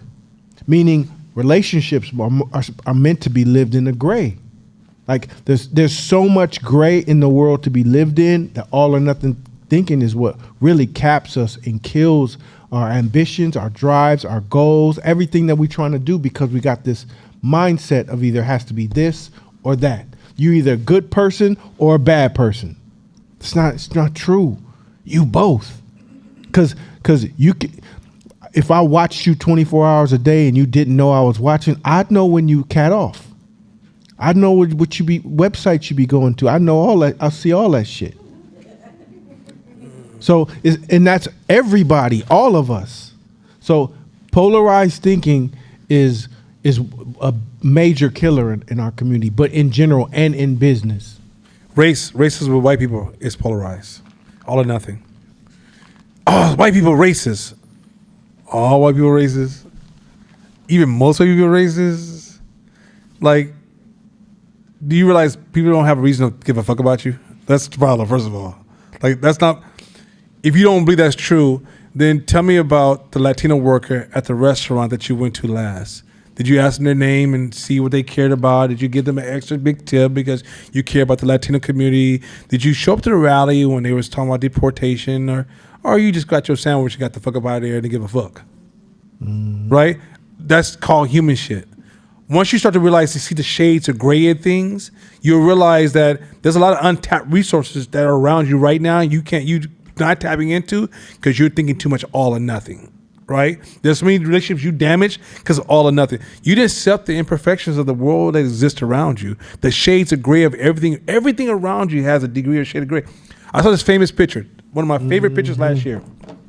It's a Black Panther book, right? And they show this white dude, suspenders on, pants up to here, older white man, the hair part, haircut, like the typical racist looking 60s they cast for super racist white males. And by the way, he was passing out Black Panther pamphlets. That's my point. Like, your all or nothing puts people in these these safe ass, lazy ass categories, and don't realize that because you're all or nothing, you don't see all these in between. The reason some of you guys can't see opportunity because you just too all or nothing. It's either this or that, and then watch them reverse it. All or nothing. Let me show you what a person how a person would label themselves that they're all or nothing person. They're also a perfectionist. It got to be perfect, or I can't work. I can't release this yet. So I'm going to procrastinate and work on this for the next 3 years and never let my business go because it's just not perfect yet. All or nothing.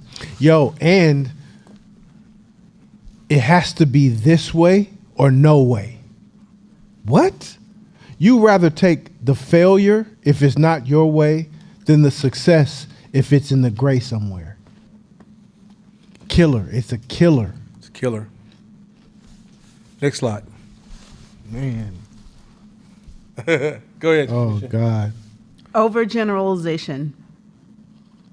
This sneaky distortion takes one instance or example and generalizes it to an overall pattern. For example, a student may receive a C on one test and conclude that they are stupid and a failure. Overgeneralizing can lead to overly negative thoughts about yourself and your environment based on only one or two experiences. The N word is one of the most overgeneralized words I've ever heard in my life. I hate that word because we overgeneralize. This is why I don't mess with. And whatever you say from that point on, it's overgeneralized, right? Overgeneralized is also, every time I hire black people, every time I work with white people, every time I work with Asian people, every time I try this, you're overgeneralizing. Most people, that word, most people, what the fuck you mean? Right? The other day, my son said to me today, he's like, yeah, man, everybody getting the flu. I mean, everybody. I'm not going to tell him that's a kind of distortion. You don't know everybody. There's no such thing, right? But these are things your brains lean on. All these concepts are not true. They don't exist. They're not real.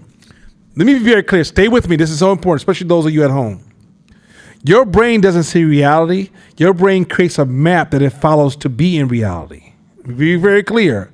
So in that map has distortions that are disconnected from reality that helps you cope with reality.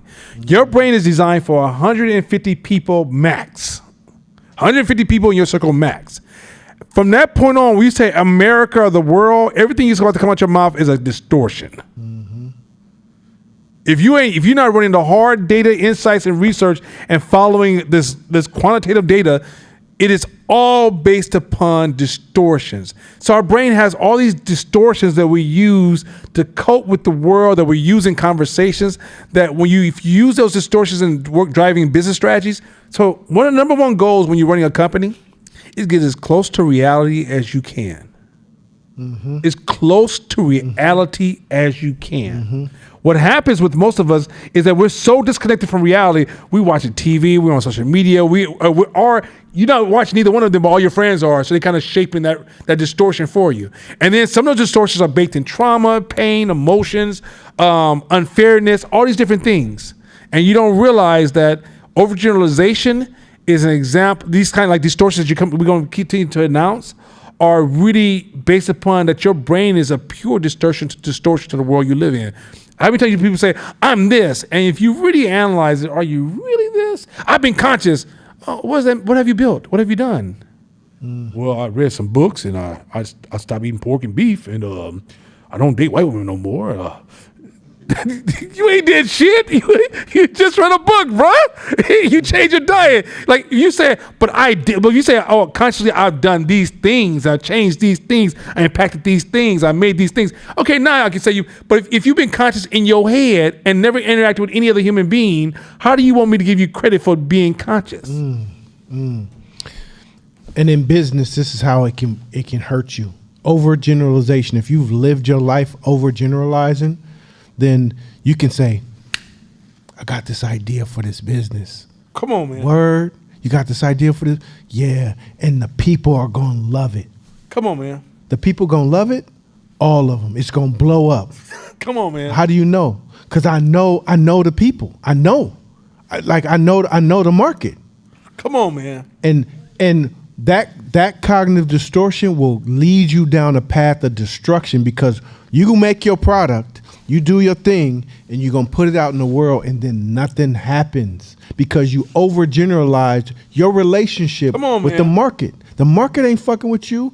Like 2 or 3 people in that market, and your mom, and your partner, and your cousin is like 3 of them, and then that's it. So then you like, damn, like what happened? What happened is you overgeneralize your relationship with the market.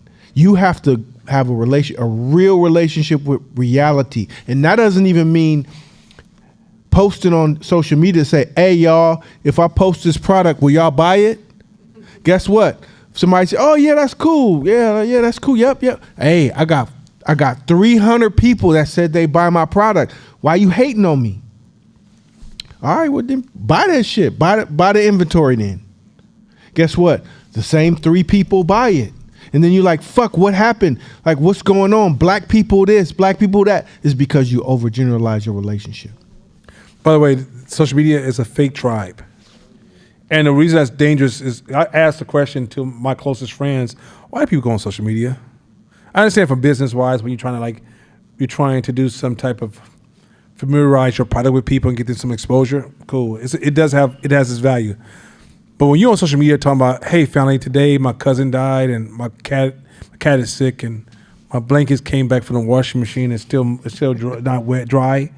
You think you're talking to your tribe. It's a distortion. It's a fake tribe. They're not invested in your neighborhood. They're not invested in your house. They're not invested in your life. They don't. When you disappear and go dark and somebody else come along, they just replace you. There's no investment. Right? But the reason your brain can't separate that because your brain moves in herds as opposed to individual. You say individual, but you're a herd animal. And so now you have this digital tool that makes you feel like you're talking to your herd. They don't exist. They're going to say everything that you want them to say. And even when I say, look at my life, everybody's lying. It's a complete distortion. Mm-hmm. And so if you engage social media to talk to your family, that's one thing. But when you give testimony like, hey, everybody, I just want to let you know, tomorrow I'm going to be doing this, that's a psychological distortion. It's a need that you have to talk to, that you don't realize you're using this false tribe to stimulate. Mm-hmm. Next slide. Mm-hmm. Let's go for it. That's a good one. Mental filter. Similar to overgeneralization, the mental filter distortion focuses on a single negative piece of information and excludes all the positive ones.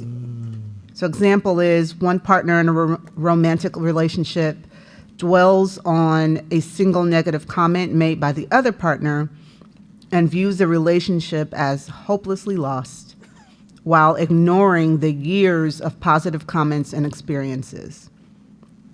The mental filter can foster a decidedly pessimistic view of everything around you by focusing only on the negative.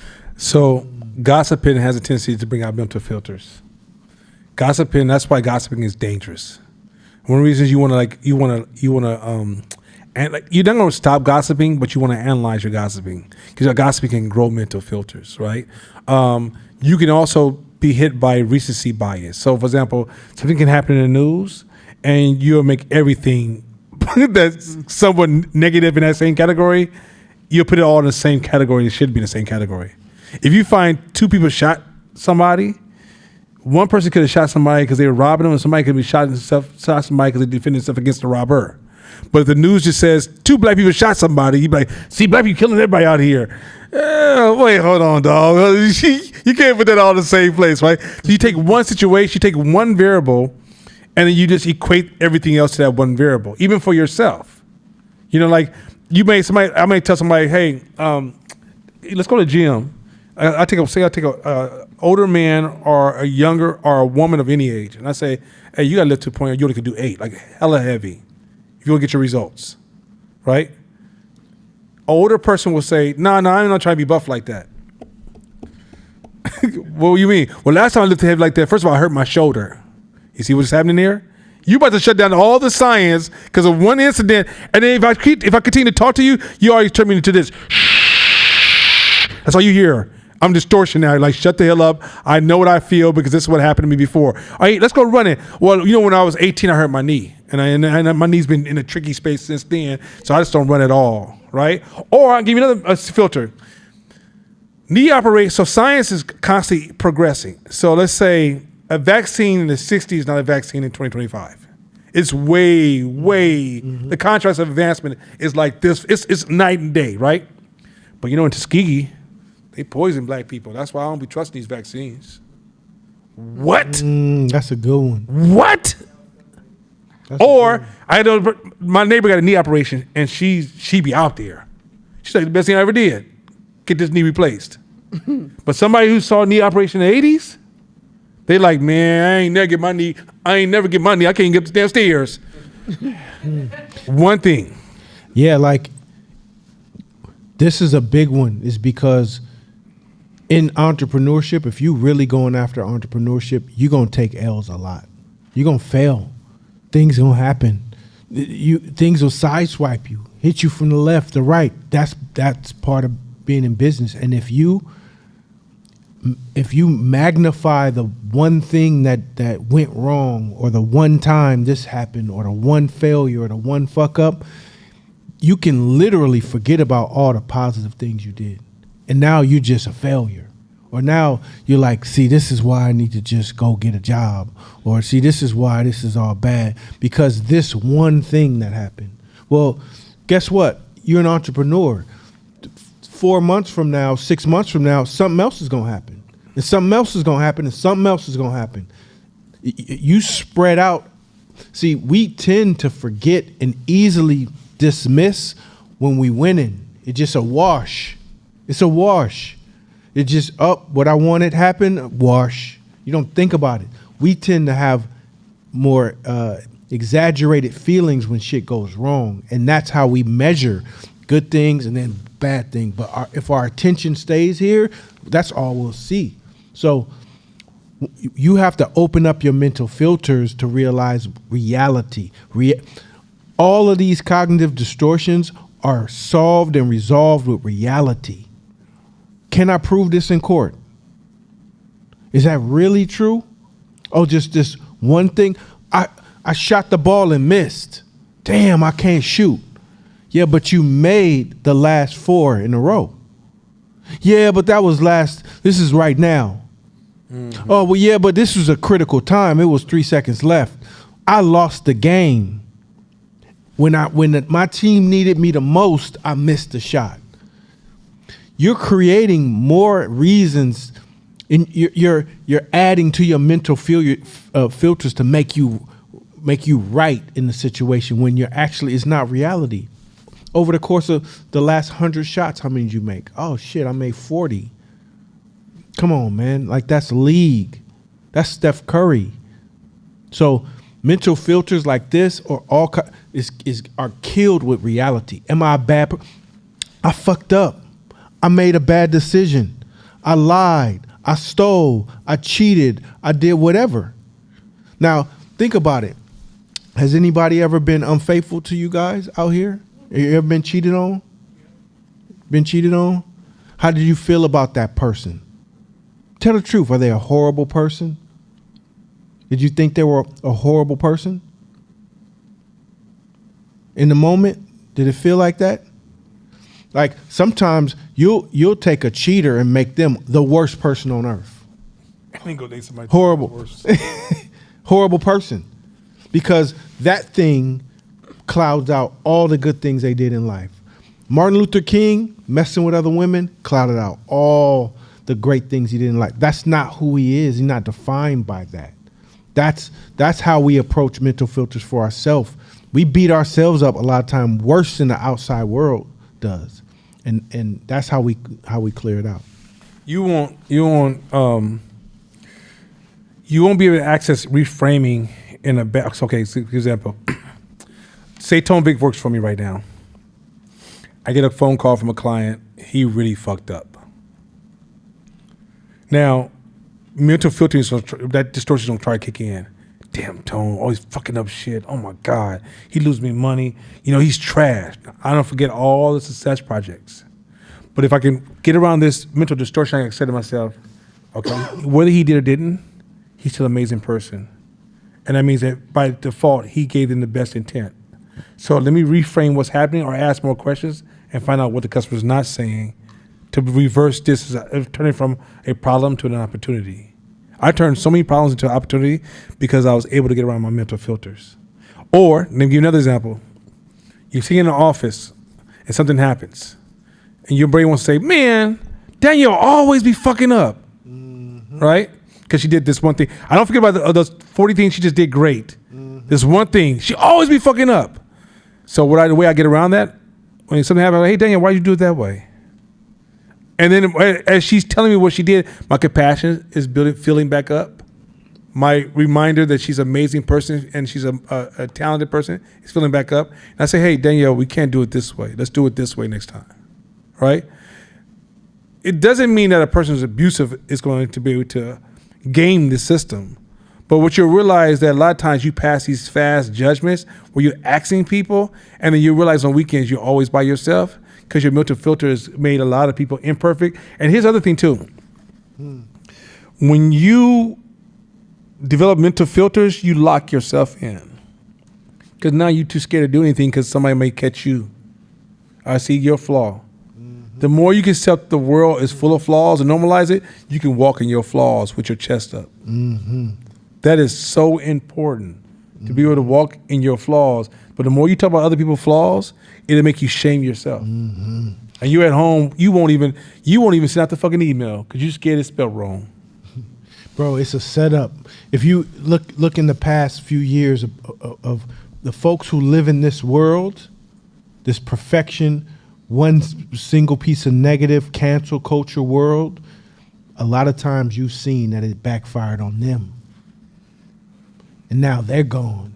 They canceled themselves out the game. So like if you are who was a girl who was big and then she ended up losing a lot of weight, but she was going around canceling everybody because of her size, but then her team canceled her. Right?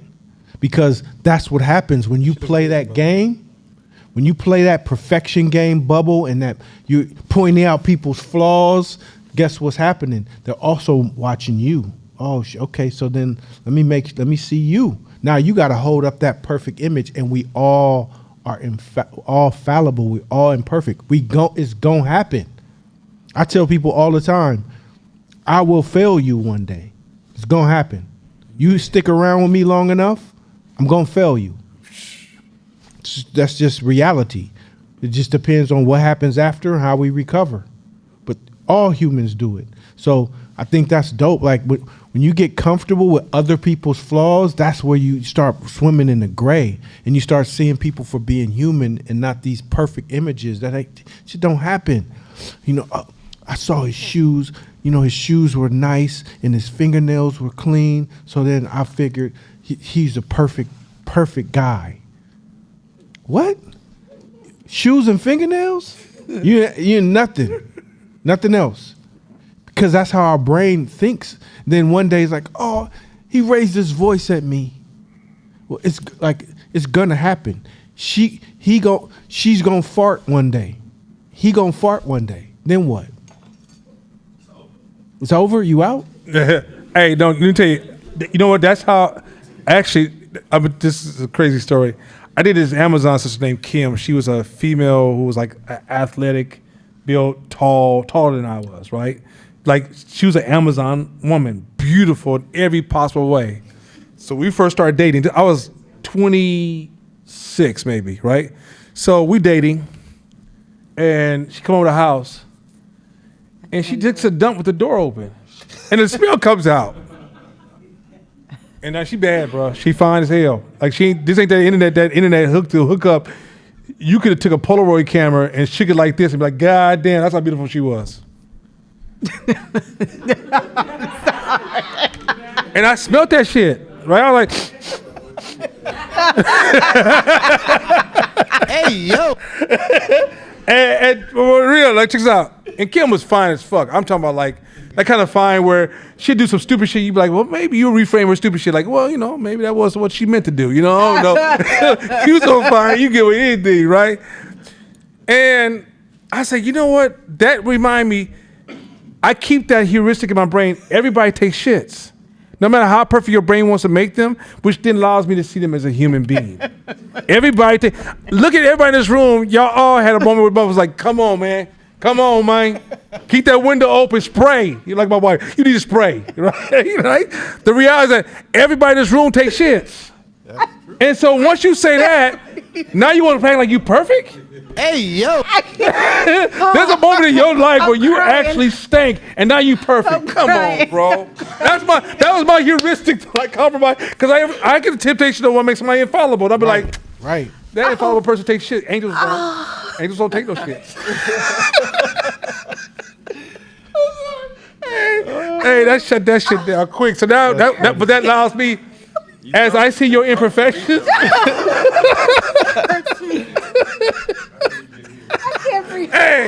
Hey, but that's real talk. Hey, I'm gonna give some of your real game. Then we'll go to the next one. I told Court, I said, look, man, if I meet somebody who ain't never went to the dark side, I can't trust you.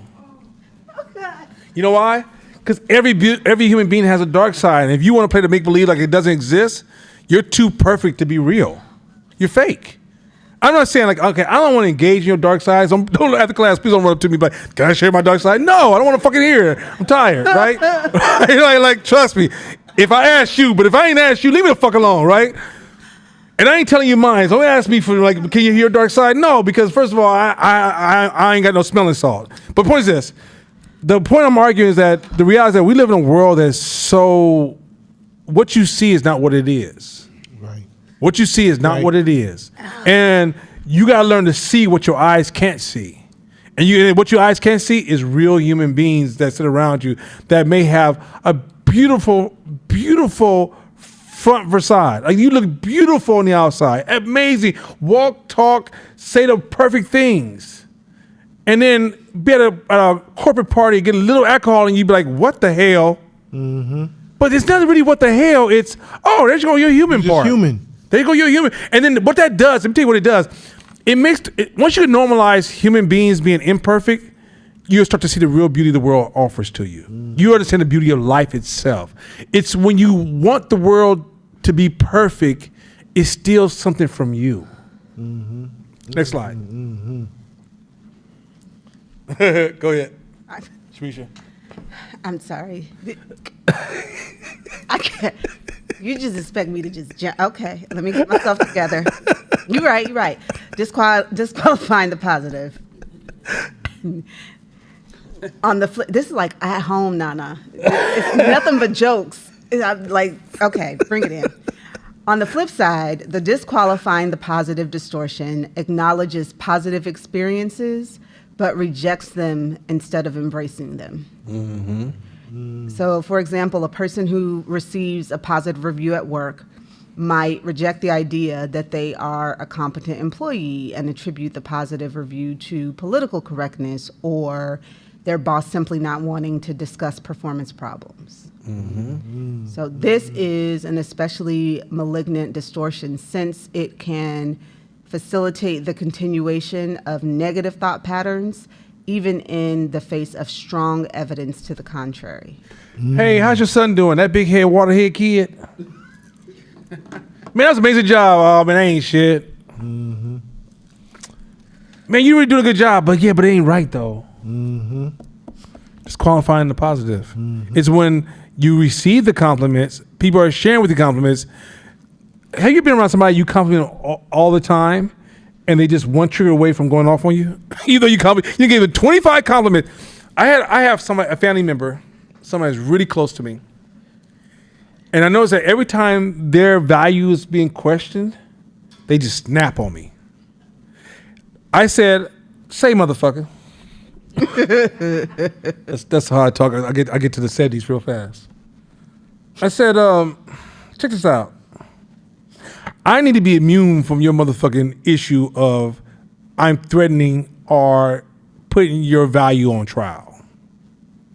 Because all I've ever done is invest in your value. And you disqualified all the positives for this one time I said this one thing that could imply that I didn't value you. Fuck wrong with you? Right? It's like there's people who are investing in, this is how you lose all of your investors and your mentors. is they invest in you all the time, and they say there's one thing you're like, oh, you trying to disrespect me? What is my incentive to disrespect you? There was a Hope student, I'm not gonna say their name. I was calling them, I was cool with them. And I said, hey, listen, this is amazing, this is amazing, this is amazing, this is amazing, this is amazing. Hey, this is a bad marketing solution. Bad marketing solution. They sent me email, I can't believe you called me to destroy me and hate on me and attack me like this. Attack you. Kind of distortion. This, if you have this kind of distortion, you cannot be mentored by mentors. You cannot be mentored by people in front of you, because you will only want to hear them say consistent positive things. And the first time, this is corporate America at its best, where people can say something nice to you all the time. The first time they give you any form of negative feedback, you're stuck right there, and that's all that you are. And you don't see any other value that was spoken to you. And you will even echo to other people, people out here be hating on me because they say I ain't shit. Wait a minute, you just won a championship, bro. What the fuck are you talking about? Yo, this one's close to my heart. It's close to my heart because I struggle with this, still struggle with it sometimes. And that is, and I also would venture to say that a lot of black culture struggles with this as well as a whole. And where it stemmed from me was, I don't know if you guys ever had a mom or a dad who nothing was ever good enough, right? So if you had a parent where you were raised by somebody where nothing was ever good enough, it didn't matter what you did. I can come home with $100,000 and she'd be like, it ain't 101. And be like, I got all A's. They not A pluses. Or anybody come give me some, like, good job, Courtney, good job. She come behind me, you still ain't shit. So that heuristic baked itself into my mind. So I just beat everybody to it. Whatever I did, I just would allow that voice in my own head to be like, well, it still ain't shit. You ain't really doing shit. On a grand scheme of things, you ain't really there. You just a speck in the world. Like, my brain was programmed. So I couldn't take compliments. I still can barely take compliments. So somebody like, man, Court, you really doing it. I'm thinking, fuck, like, no, I'm not. It's because it's a baked in heuristic. But if you also separate that out and look at black culture as a whole, we quick to pick apart somebody as a culture. That's how we cap. Mm-hmm. Like, anybody, pick any celebrity, anybody who's doing big things, anybody, the first place that a lot of us go to is trying to pick apart their flaws. Well, you must be Illuminati. He must have made a deal with the devil. He must be selling dope. He must be doing this. He must be that. He must be like he must be or she must be is the first thing that comes to our minds a lot of times, instead of, man, that's amazing. Congratulations. I'm happy for you. That's beautiful. That's it. That's amazing. That's it. Our first brains go to, man, he must be on some other shit like that. Like, but your shoes fucked up. But your beard ain't lined up right, but your weave is sitting wrong. Like, we'll think of anything we could think of to devalue or disqualify somebody, no matter what they doing. That, like, so, and it comes from a lot of times our own heuristic, how we was raised and how we were programmed by our family, parents, cousins. And what I learned, I think it was a book that I got from you, is that's cultural all the way back thousands of years. That's embedded. Disqualifying the positive is embedded in our DNA for thousands of years as tribal people. Is because if me, Nana, Tone, and you go out and we go hunting for the tribe, and we all come back, and you come back with a bigger fish than all of us, it's ingrained in the tribe to roast you so that we don't feel bad. And that's culture, that's tribal, that's documented science. So we've carried that thousands of years all the way to today's time to do it with ourselves and other people. Yo, this is crazy. My mind just went back to like 3 instances. But this is like crazy to think about in terms of how I am so much better. Let me start by saying that, like a gazillion times better. But the question of like not understanding your own value and not knowing what that means has been like a place, right? So you work hard, you think you got to keep working hard because you're not really sure where your value is, so you keep working hard, and you can't really see it. But I think the more important part is like not wanting to be perceived as you think you better than other people. Right? Or you ain't nobody. You think you better. You think you better. You think you better.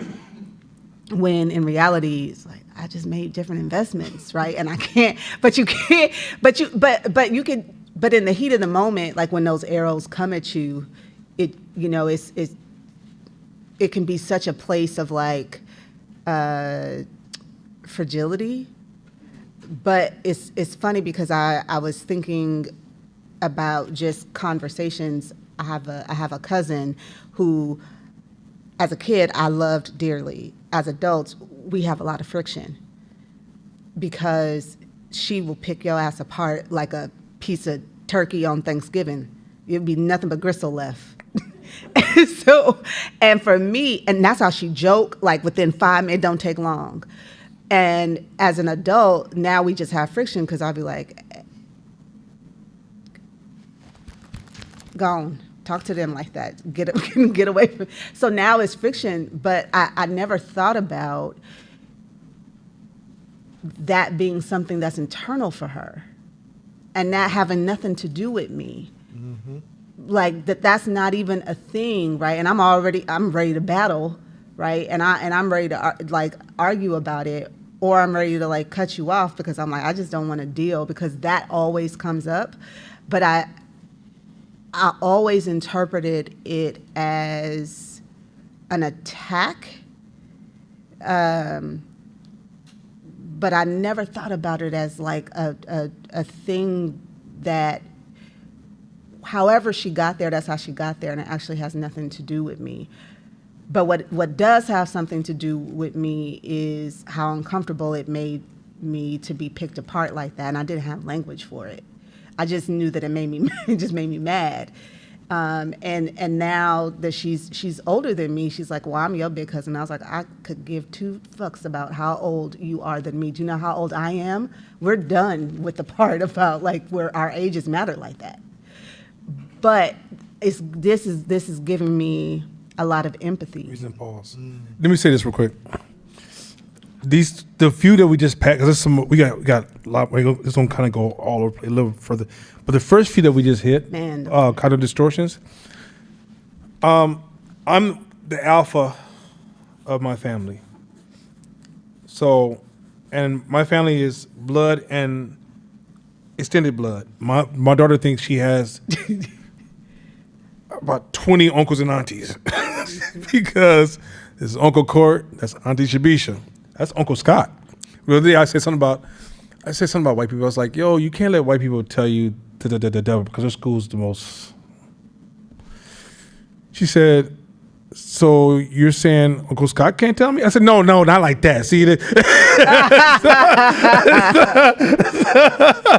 so she see him, she'll tell him, what's up, Uncle Scott? Okay. When you're the alpha of one of the things that hold the family together, if you hold these distortions, you destroy families. Yeah. When you're the alpha, you got to hold all the flaws of all the family members and keep them together. You got to be able to bring peace when two family members are beefing. Hey, let's sit down, let's have a conversation, let's figure this shit out. Being the alpha role, you got to fight around these kind of distortions because everybody about to be imperfect, including you, and you still got to make this family work. Like having kids is having kids who are going to go through a whole bunch of imperfect stages, not imperfect things, imperfect stages. Meaning that for 2 years, goddamn, it's about to be imperfect. And as a parent, you gotta have to figure out how to ride that wave with them. But when you play these perfection games and these disqualifying the positive and these ideas where you're all or nothing and all these kind of ideas, all those behaviors make you feel pure, but destroys your relationships to human beings.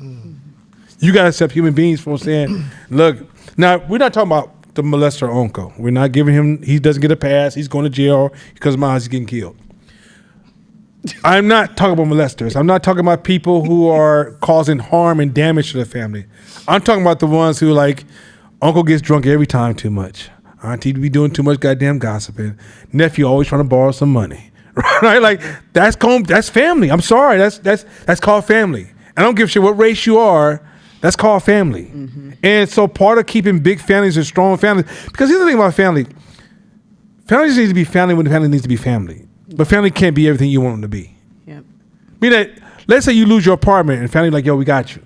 That's family. Mm-hmm. Now, at Thanksgiving, family don't give a fuck about your politics. Man, fuck all that shit. I ain't vote for nobody because fuck all these white people. Okay, uncle, we know pro-black, and if Elijah Muhammad was here, we know, right? But the reality is that that's family. Family is not copy. We don't copy and paste, and we need to be twinsies. We're family, meaning that we're different, but we identify when certain crises show up or certain needs show up, we're there. That is so critical. Let me magnify that. If you become a leader of a city or a state or a big company, you no longer have a copy and paste of you. You have variables, a lot of variables. Some variables are so far out there you don't recognize it. It's still a variable of your brand. And are you still able to hold that company together along those variables? Think about being the Chicago Bulls, and you got, okay, I got Jordan, okay, I got Pippen, I got Lonely, okay, cool, you little softer and stuff like this. Okay, all right, okay, I got this. What's the dude? Used to be the point guard for them. Steve Kerr. Steve Kerr. He was the black boy that came from the Lakers. He's a really good point guard. Came from the Lakers. He's one of the first championship. I forgot his name, but he came from the Lakers. He came, huh? Yeah, Harper. Ron Harper, right? And then come Dennis Rodman. This cat showing up in wedding dresses and shit. But that's a winning team, baby. Mm-hmm. Can you keep the Dennis Rodman in your team and win the game? Or do you tell Dennis Rodman, hey, man, stop stinking before you come in? They say he's go straight from practice, still stinking, get to the club, and somehow engage in some, understand me, and then still make it back to practice next day. But he was getting 18 rebounds a game, leading in rebounds. His defense was almost the perfect defense for that team. So you get where I'm going with this? Like, that's what family is. But if you have these other distortions right there, you are innocently tearing your family apart. Mm-hmm. Here's another one. In school or when you were young, or if you heard anybody in your family say this, man, he think he's somebody. Mm-hmm. Or she thinks she's somebody. Or you think you somebody. Have you ever analyzed that statement? Crazy. Are we or are we not supposed to think we're somebody? That damn Jesse Jackson, I am somebody. Like, this is how damaging our culture is, that we will demonize anybody who for 1 second think that they somebody. That's crazy. Once you jump out of that and that cognitive distortion and look at it from a different lens, like, wait a minute, like when you have a child, you look at this beautiful child, you thinking the vast possibilities for this kid, what it can. You want this kid to be somebody. You want this kid to be somebody special, to live its full potential. But then our programming sometimes is so damaging. When they get to an age where they start actually being somebody, we'll knock them down. Wait, hold on. Who you think you are? Mm-hmm. Wait, hold on. Who do you think you are? Man, you ain't nobody. Mm-hmm. What? So that's when we'll start chipping away at their self-value, self-esteem, because it's not even somebody special or somebody great or somebody immaculate, somebody a millionaire, a billionaire. It's just somebody. God damn. So then what are we trying to say? nobody. No, I don't think I'm nobody. I don't think I'm nobody. That's that. You're being trained to disqualify yourself, and that's what's so damaging. I don't know no other culture that does that. Oh, I do. Oh, I do. Next slide. Oh, go ahead. No, I was just going to point out in most of these, well, this may be a generalization. Let me not say that. But in my experience, it seems like that when I heard these things being reiterated to children, or you think you somebody, it was, I think, their form of humility, teaching you humility more than insulting you. And that's kind of I would say a cognitive You're distortion right. in itself, that we think we're teaching someone humility by breaking them down. Yeah, and okay. So for example, one of the things I was when Shabisha was talking, when Cora was talking, I was thinking, some people might say, well, the reason I would do what Cora's doing so my ego doesn't take off. The way I would reverse that is that I would acknowledge where I come from or what I achieved, but I still want more.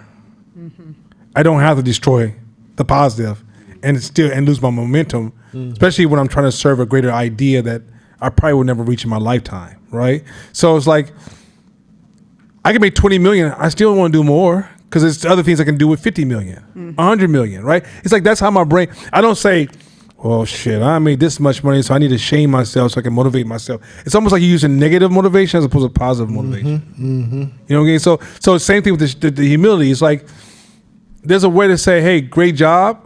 Like, for example, my daughter comes to me with her drawings. All of them are not good. There's not. So she might watch this one day, percentage doesn't matter. But what I do is when she gives me something, ask her what I said to her. You go in the right direction, keep practicing. Doing a good job, keep practicing. I like where you're going with this, I like where you come. I'm driving the forward momentum as opposed to like, yeah, what is this called? How would I know what gender this is? No. I'd be like, okay, I see what you're doing. Okay, keep practicing because I see where you're going, and you keep practicing. Imagine what you're going to show up. And then also, like, I expose her to like different kind of art. So then I give her incentives and motivation to go further. What does that mean? What I don't do is try to say, oh, you think you Rembrandt some shit? That'd be so fucked up. I would laugh so hard at myself for being such a fucked up person that my daughter would be like, stop playing with me, Dad. Rembrandt. But and so at the end of the day, it's like there's ways to encourage children and keep them humble that are other examples in their lives, things they do, right? So your daughter can come home and be like, I'm better than everybody. What does that mean, baby? That's a chance to give her humble, which is saying there ain't no ending point. Why are you trying to talk like there's an ending point on this? Like, you won today's race. Tomorrow's a new race. And if you get too comfortable today, you're going to make mistakes tomorrow that could put you last. So I can teach humility without crushing the moment. And I can take a bad moment and reframe and find whatever positive I can, which then allows me then to have a discussion about where she can work on and improve, but not try to label her as this is all you are by saying, hey, this is what you did really well. This is what you're going for, but that's just a little bit of practice. This is how you can practice to get there. And what I find with my daughter, when she runs against a challenge, she'll say to me, I just need to practice more. That's dope. And I'm like, cool. Dope. And you'll see my daughter practicing whatever she wants to do. She'll just keep practicing. And so you'll hear everyone say, ugh. All right, let me do it again. Because the NTs don't quit. Because when she was 2, no, when she was 1.5, I told her, I said, yo, you know you're an NT. She said, yeah. I said, you know NTs, we don't quit, right? Oh, okay. So that's how she drives. So then you can drive for momentum and get the same goals without using the defensive approach to get the same momentum. Which at the core of this, once you understand offense over defense, there's a lot of things that your brain has to say, okay, I usually respond to this defensively. What if I respond to this offensively to achieve the same results? And in business, you're playing, even when you're playing defense, it's still an offensive act. Hey, when it reminded me when my youngest son was growing up, I tried to infuse him with positive. I'm not doing what I was taught. I'm letting you be as great as you can be. And when he was like 8 or 9, he would bring his friend over he's bringing his friend right up to me. He's like, "Hey, Dad, this is my friend John. I just beat him in 21-0. Tell him." And he's like, "Yeah, he just beat me 21-0." And he would just humiliate his partners in front of me, like if he beat him in the sport or beat him in the game. And I'm like, "Hey, yo, come here, come holler, let me holler at you." It's dope that you beating him, but don't humiliate him by bringing him to me and telling me, because it's a little small tweaks you got to do, because they self-esteem is like they haven't been taught the other things. They haven't been beat down to tell them what they're not capable of. So you have to tweak it the other way. Like, hey, come here. Because you don't want competition with you and him is good, but you don't want to rub it in his face or make him feel bad. Yeah, whoop his ass, but still give him dignity later. Yeah, that's his job to get better. Next slide. I think we might have to break this up into. We might have to run this because we're not even close to the end. But we might just stop hitting this next slide and then pick it back up next class, because kind of distortions as you guys going to see as we go through all these advanced, because we're going to get into system designing and scaling this year. And we get to system design and scaling, you're going to see all the gaps for kind of distortion. You'll be like, fuck. And you'll realize that. That's why a lot of times in this class, I've seen me teach some of these principles, and the distortions was stopping them from accessing the principles. They could tell me exactly what the principle is, but the reason they couldn't access it at the right time because of some kind of distortion. All right, next one, last one. I think for the class tonight. Jumping to conclusions or mind reading. Yeah. This jumping to conclusions distortion manifests as the inaccurate belief that we know what another person is thinking. See, what you was thinking, people be out there hating on me because, see, what people be feeling, you know what, I could tell what she was thinking. I knew what she was thinking when she looked at me a certain kind of way, or when he cut me off, that motherfucker was trying to kill me. Go ahead. Example, so seeing a stranger with an unpleasant expression and jumping to the conclusion that they are thinking something negative about you. This one's dangerous. This is getting close to. This is close to schizophrenia, because when you think that everybody around you, oh, look the way he looking at me, he got something against me. This is dangerous. The opposite of this is benefit of the doubt.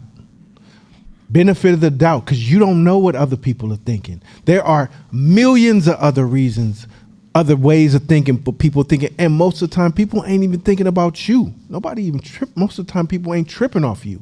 But how we address people in business and in life, or even our friends or relationships, this is dangerous, because once we behave based on this conclusion, we start down a path that wasn't even real. Man, I walked past Nana in court and they didn't even speak. They must be plotting on me, or be talking bad about me, or don't like me, or gossiping about me, and can start out. So then next time I see them, they'll give me a dirty look. And it all was wrong. That's how a lot of miscommunications happen, how a lot of bad business happens, and in relationships with our significant others happen. You think it's about you. They may have just had a bad day. You think it's about you. And then you'll be mad at them because you think they mad at you. And then now they really mad at you. Like, it starts a snowball of effect based on jumping to conclusions, mind reading. This one is dangerous. It's because a lot of times we have a cognitive dissonance that think we hella good at mind reading. We think we good at it. I could tell when you lying. I can tell when you lying. What? I've been in situations where the facts was just like, you guilty. You straight guilty. Look, I know you doing this, and this. And I'm like, ooh, this is gonna be fun. You know when Kevin Hart say, the best, you know when you fucked up with mind reading and jumping to conclusions when the other person on the other side is like, are you done? Are you done? Are you done? You done? You know you fucked up. Like, ooh, shit, I misread. Because like this one right here is what catches a lot of us off guard, and it takes a lot of resistance and self-discipline to back up and say, you know what, I don't really know shit because I haven't asked any questions. Hey, what was you are you okay? Hey, yeah, I'm cool. Oh, you cool? I'm glad I didn't make no assumptions because I thought something was wrong.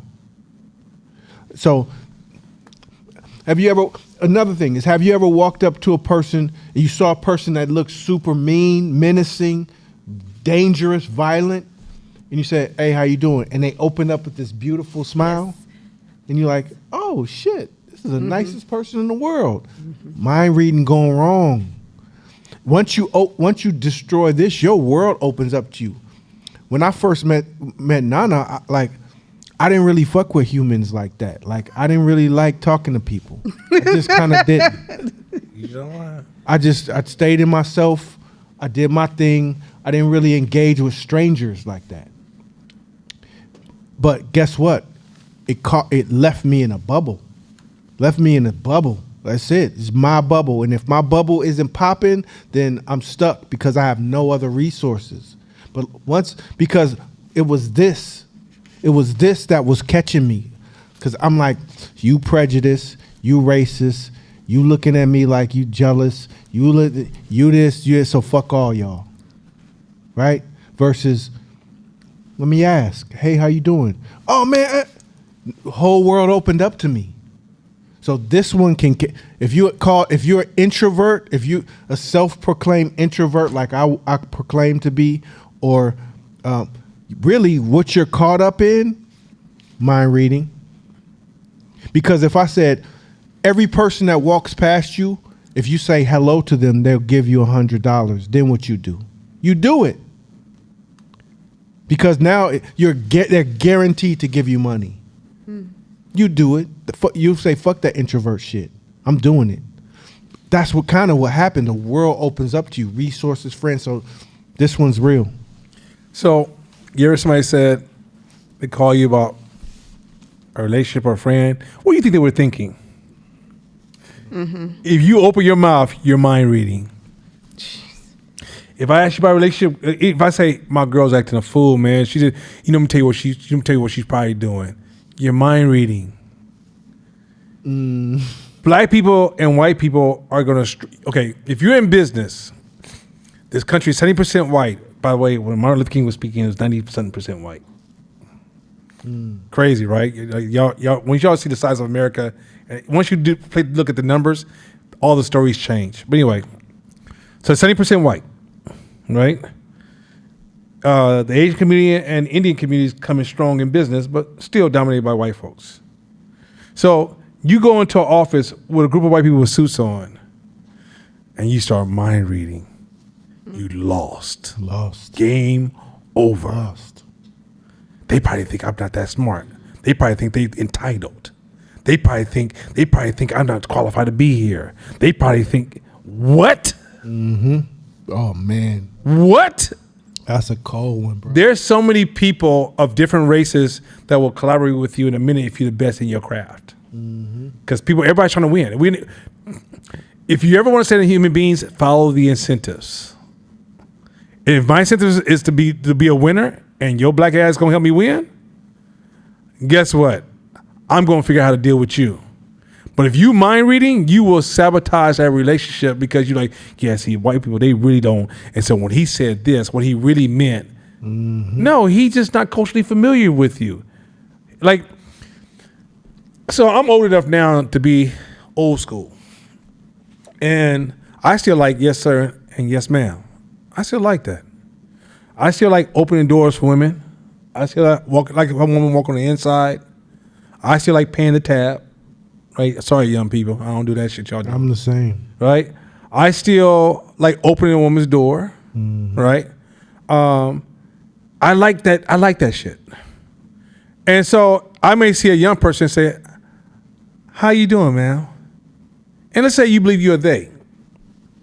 Now you're going to mind read that I don't like women or maybe I'm disrespectful. I've even had people say, Nana, all that machismo he has, And then they just projected what the machismo mean to them. And then somehow there's even been people said, "No, you're toxic. You have toxic masculinity." I've got that too. Now, I don't even know what the fuck you're talking about. And honestly, be one of the first time I don't give a shit to Google your shit. Is that like an internet word? But it's one of those things where, because it's not coming from a space of you having conversations and asking me questions, and I say to you, I don't give a fuck. It's all about this man shit. Then I can be like you saying, yeah, bro, you on some shit, toxic masculinity. But you just literally heard me phrase something and then projected your context on my phrase and then instantly implemented jumping to conclusions. You go on the internet. This is all YouTube. Most of YouTube, a large portion of YouTube is she said, he said, and then she said, then he said, then did you and cancel? Oh my God, I can't believe they said jumping to conclusions. Mm-hmm. You might turn on the camera and a cop is whooping a black dude's ass. You didn't see what happened before. You don't know who this black dude is. You don't know if he just killed his wife. You don't know nothing. You jump to the conclusions. There's a whole market that exploits this kind of distortion. Mm-hmm. Mm-hmm. One of the superpowers, when we say stay curious, you don't realize if you don't stay curious, you will do this. Mm-hmm. So when people say, now watch this. People say, why do you think LeBron did this? I would say, I don't know, but let me share my hypothesis, which is my educated motherfucking guess. Meaning that I can 100% be wrong and I'm not invested in my answer. Meaning that when I walk away from this conversation, I won't go home and be like, babe, you know what LeBron did and this is what I think. Jumping to conclusions. Even let's say Tone pissed me off one day. I'm really mad at him. I'm mad at him. But it was a distortion, whatever distortion. I was just mad at him because the outcome looked like he did me wrong. Do you realize that my tongue now is a weapon to create distortion in others? Let's say I call court and say, man, Tone, that motherfucker betrayed me, blood. You know, I asked him to do A, B, and C. He'll come back with less money. He's going to tell me some bullshit. See, this is the kind of shit I'm talking about. You see what I'm doing? I'm jumping to conclusions. Mm-hmm. As opposed to doing this, hey, Tone, what I'm feeling is this. Is that what happened? Nah, blood, that ain't what happened. What happened? And then when he explains it, you really feel like, are you finished to yourself? Mm-hmm. You literally go, damn, I really was on some other shit. Because you're gonna do it. I don't care who the fuck you are, how stoic you are right now, how your shit don't stink. I promise you it does, but just to yourself it doesn't. You're gonna discover at that moment that at the end of the day, your brain loves to jump to conclusions. Mm-hmm. Mm-hmm. Donald Trump, Democrat, Obama didn't do nothing for black people. You hear all this shit jump. Okay. First thing about politics is if you don't understand legislation, you don't understand politics. Mm-hmm. I don't give a fuck who's elected. If all legislation says go left, he can talk all that right shit, or she can talk all that right shit they want to. They gotta go left. Mm-hmm. Because legislation said you're going left. And changing legislation may be either half or their full occupancy in that office. Mm-hmm. That's how hard it is to change legislation in this country, right? So when you say Obama didn't do anything for black people and you never managed a nation full of people and you don't understand legislation, you don't even understand the government structure, you just jump to conclusions when you talk about politics. Mm-hmm. When I hear black people, oh, you gotta vote, don't get me wrong, I'm not against voting because I vote. But some of these arguments are jumping to conclusions. I don't know about you. Okay, let me transparency moment. I'm looking at my unfolded. Okay, hold on, vote. Who is Lisa Tenders? Okay, she Democrat. Nah, she messed my money. Okay, I need to be a Republican. Who is literally? That's literally how I vote. That's literally. What the fuck you want me to do? What do you always say? I don't know these people. I'm talking about, I don't care what you tell me about them. I know it's all a distortion game. I didn't sit with this person every day and watch her manage. He managed. So you can't ask me to make a management decision. Mm-hmm. All I'm doing is a projection. So now we're just playing a silly little game. So at this point, all right, okay, you work with the kids. Okay, you should be probably a liberal or Democrat because I need you to be liberal. Wait a minute, you little too social justice. Okay, maybe you got to be an independent because I just can't deal with that shit. Mm-hmm. I'm voting party politics. I don't know how, The only thing I maybe to vote on is like local, like ordinance or propositions or things like where you're like, okay, this is going to change the numbers of business, shift money from over here. Those are things I have an honest relationship on voting on because I had enough. Those things are you can investigate those and gain a degree of ownership. Everything else, you ask me to jump to conclusions. So when I do that voting, I don't really be. When I finish voting, sometimes I don't even look and see who won. Because I realize I don't even know who the Senate is or the state attorney. I don't know the fuck she is. I don't know. Sometimes I just be looking for black names. Okay. I know that name right there. That's black folks right there. Okay. Yeah, I did my part. That's what the fuck you want me to do? Like what you want me to do? Yeah. Because we can't have that honesty of conversation. I'm not saying that. Okay. I'm not saying we should stay here. But that's an opportunity for business. That's an opportunity to fix some shit. That's an opportunity to grow because we're all moving in a kind of distortion that we won't even call it out because we baked it into a cultural rhythm. I see. Once you understand how many kind of distortions of this jumping to conclusion, how many things you jump to conclusion. So let me tell you why the humble and ask questions and be curious. Now that I realize that my brain is always creating a story to make me feel comfortable, I don't trust my stories. So now, if it's just me and him, and we on a basketball court, I might just tell any story I want to tell. What if fuck it, ain't no love laws, no money laws. He's not committed to it. I'm not committed to it. It's just pure humor, right? But if we say, hey, let's start investing our resources to have an outcome where we want to return. We want to create some leverage to get a return on our investment. All of a sudden now, I need to say, okay, Donnie, here's all your limitations, and boy, there's a lot of them. So.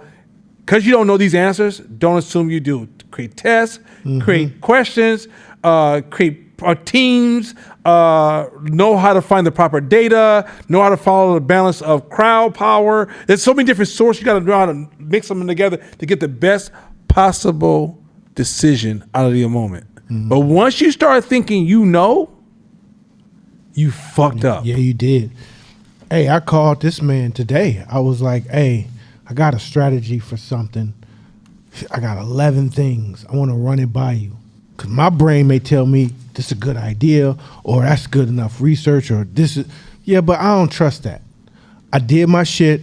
I wrote out what I need to write out, but I need to run it by somebody with an objective ear that can say, have you thought about that? Have you thought about that? That is the litmus test. That's what we need. You can't be in a vacuum thinking you know everything because your mind reading is going to kick in and you think you got it. Nah, you need somebody to throw rocks at it. Like, you guys remember the name Jonathan Majors? Yes. Right? You heard Jonathan Majors raped the girl. And some of y'all was like, oh, see, I knew it, see? Then that video came out and you was like, ooh, Johnny Depp.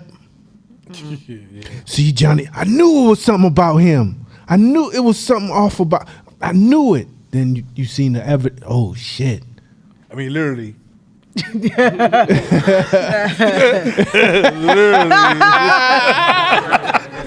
Literally, you're like, wow. Hey, yo.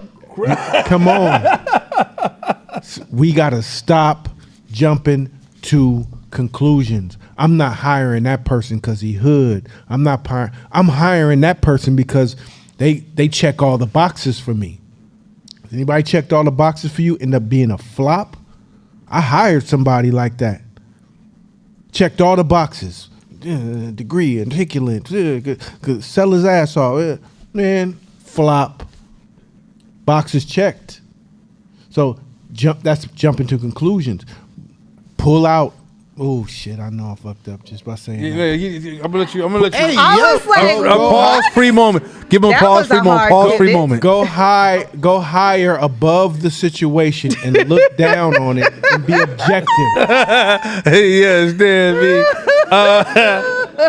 Look, and black folks, side note, like these videos when they show you police brutality or sexism, homophobic, just be slow to ask questions first. Ask questions. Like slow. I'm still paused Puffy. If you guys had said I made no Puffy, I made no conclusions on Puffy. I'm paused. You can't.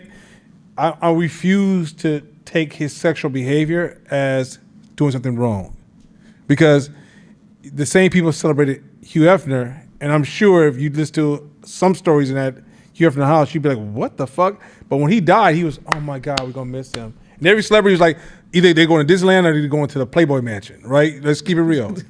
So in that world, they're not my standards, right? Let's not act like you guys are rock stars and you've been traveling with Prince and you got all those options and you stay the straight Jesus Christ narrow way, right? Because I promise you, hey, yo, come on. Anyway, I'm older now. I'm married, so I'm not the same. But if I was younger, y'all understand me?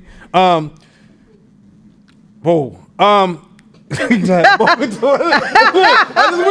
ahead and traveled for a minute. I came back.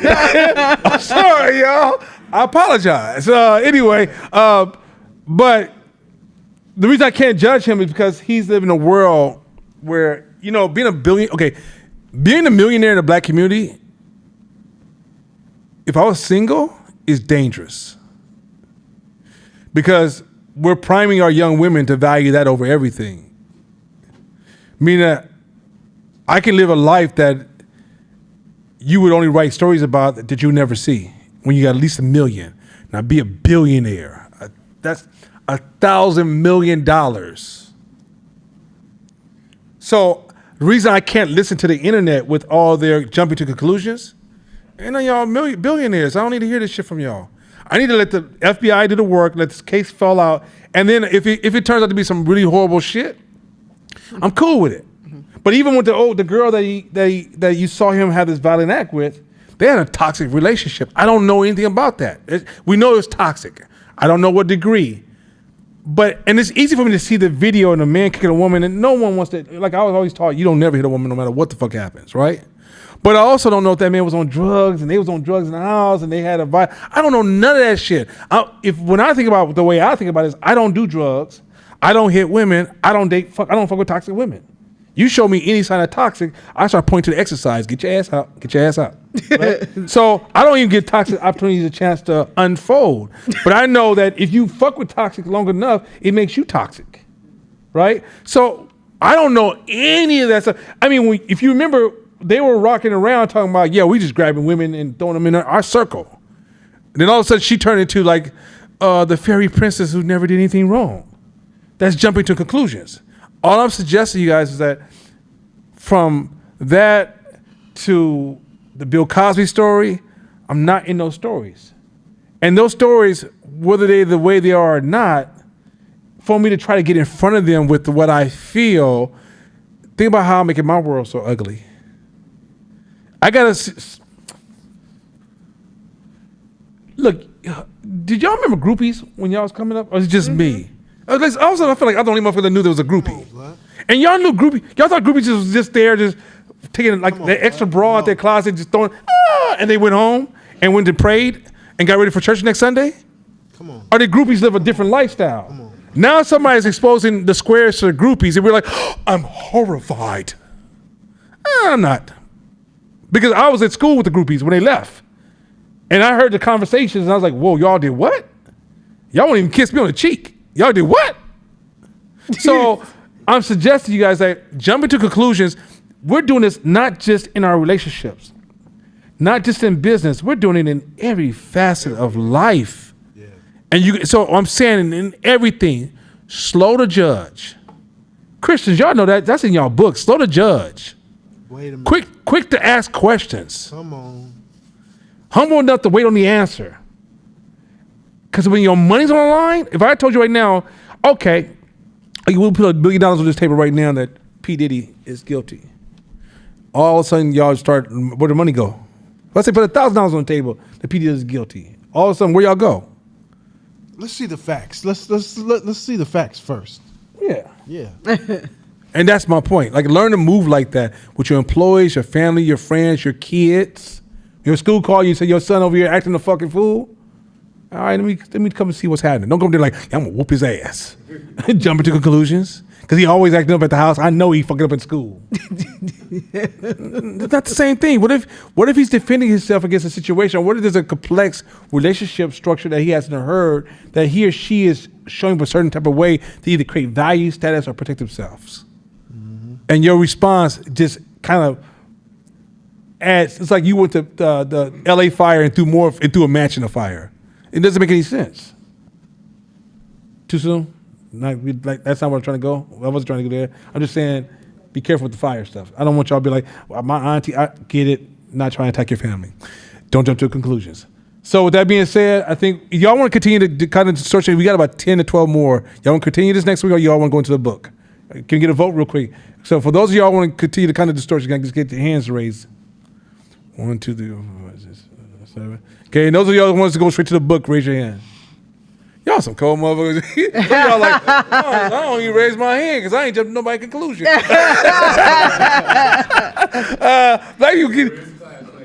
it's class next week. So usually January we run it straight through. So we just stay with it. Makes it easy on us because we don't have to do that much homework. We'll finish this kind of distortion because it's about 10 more. About 10 more, and it gets more intense. Like these are we start with the light ones, but these are all distortions your brain engage in, and when you learn to move differently in these spaces, watch how your strategy, just by default, is going to improve. You just work on cognitive distortions first, so you'll see a huge boost in your strategy because you start saying, wait a minute, I don't know if that's true. How do we know that's true? You know when to send the scouts out and investigate. You know when to pause. You know when to ask more questions. You know when to show with empathy because you realize cognitive distortions, it destroys all those moments. Most of the times you get angry and pissed off with people. If you're a person who gets mad all the time, you are rich in cognitive distortions. There's no reason to be angry all the fucking time. There's a time if this anger has its place, sadness, crying, everything has its place. But just like if I said to you, you cry every day though? You literally get cry every day. And you don't think there's something wrong? Why is it if you cry every day and I say there's something wrong, you'd be like, yeah, I guess there's something wrong. But if I say you get mad every day, you don't see there's nothing wrong. Just think about that. With that being said, we see y'all next week. As they say in France, I'll talk to y'all next time. Oui.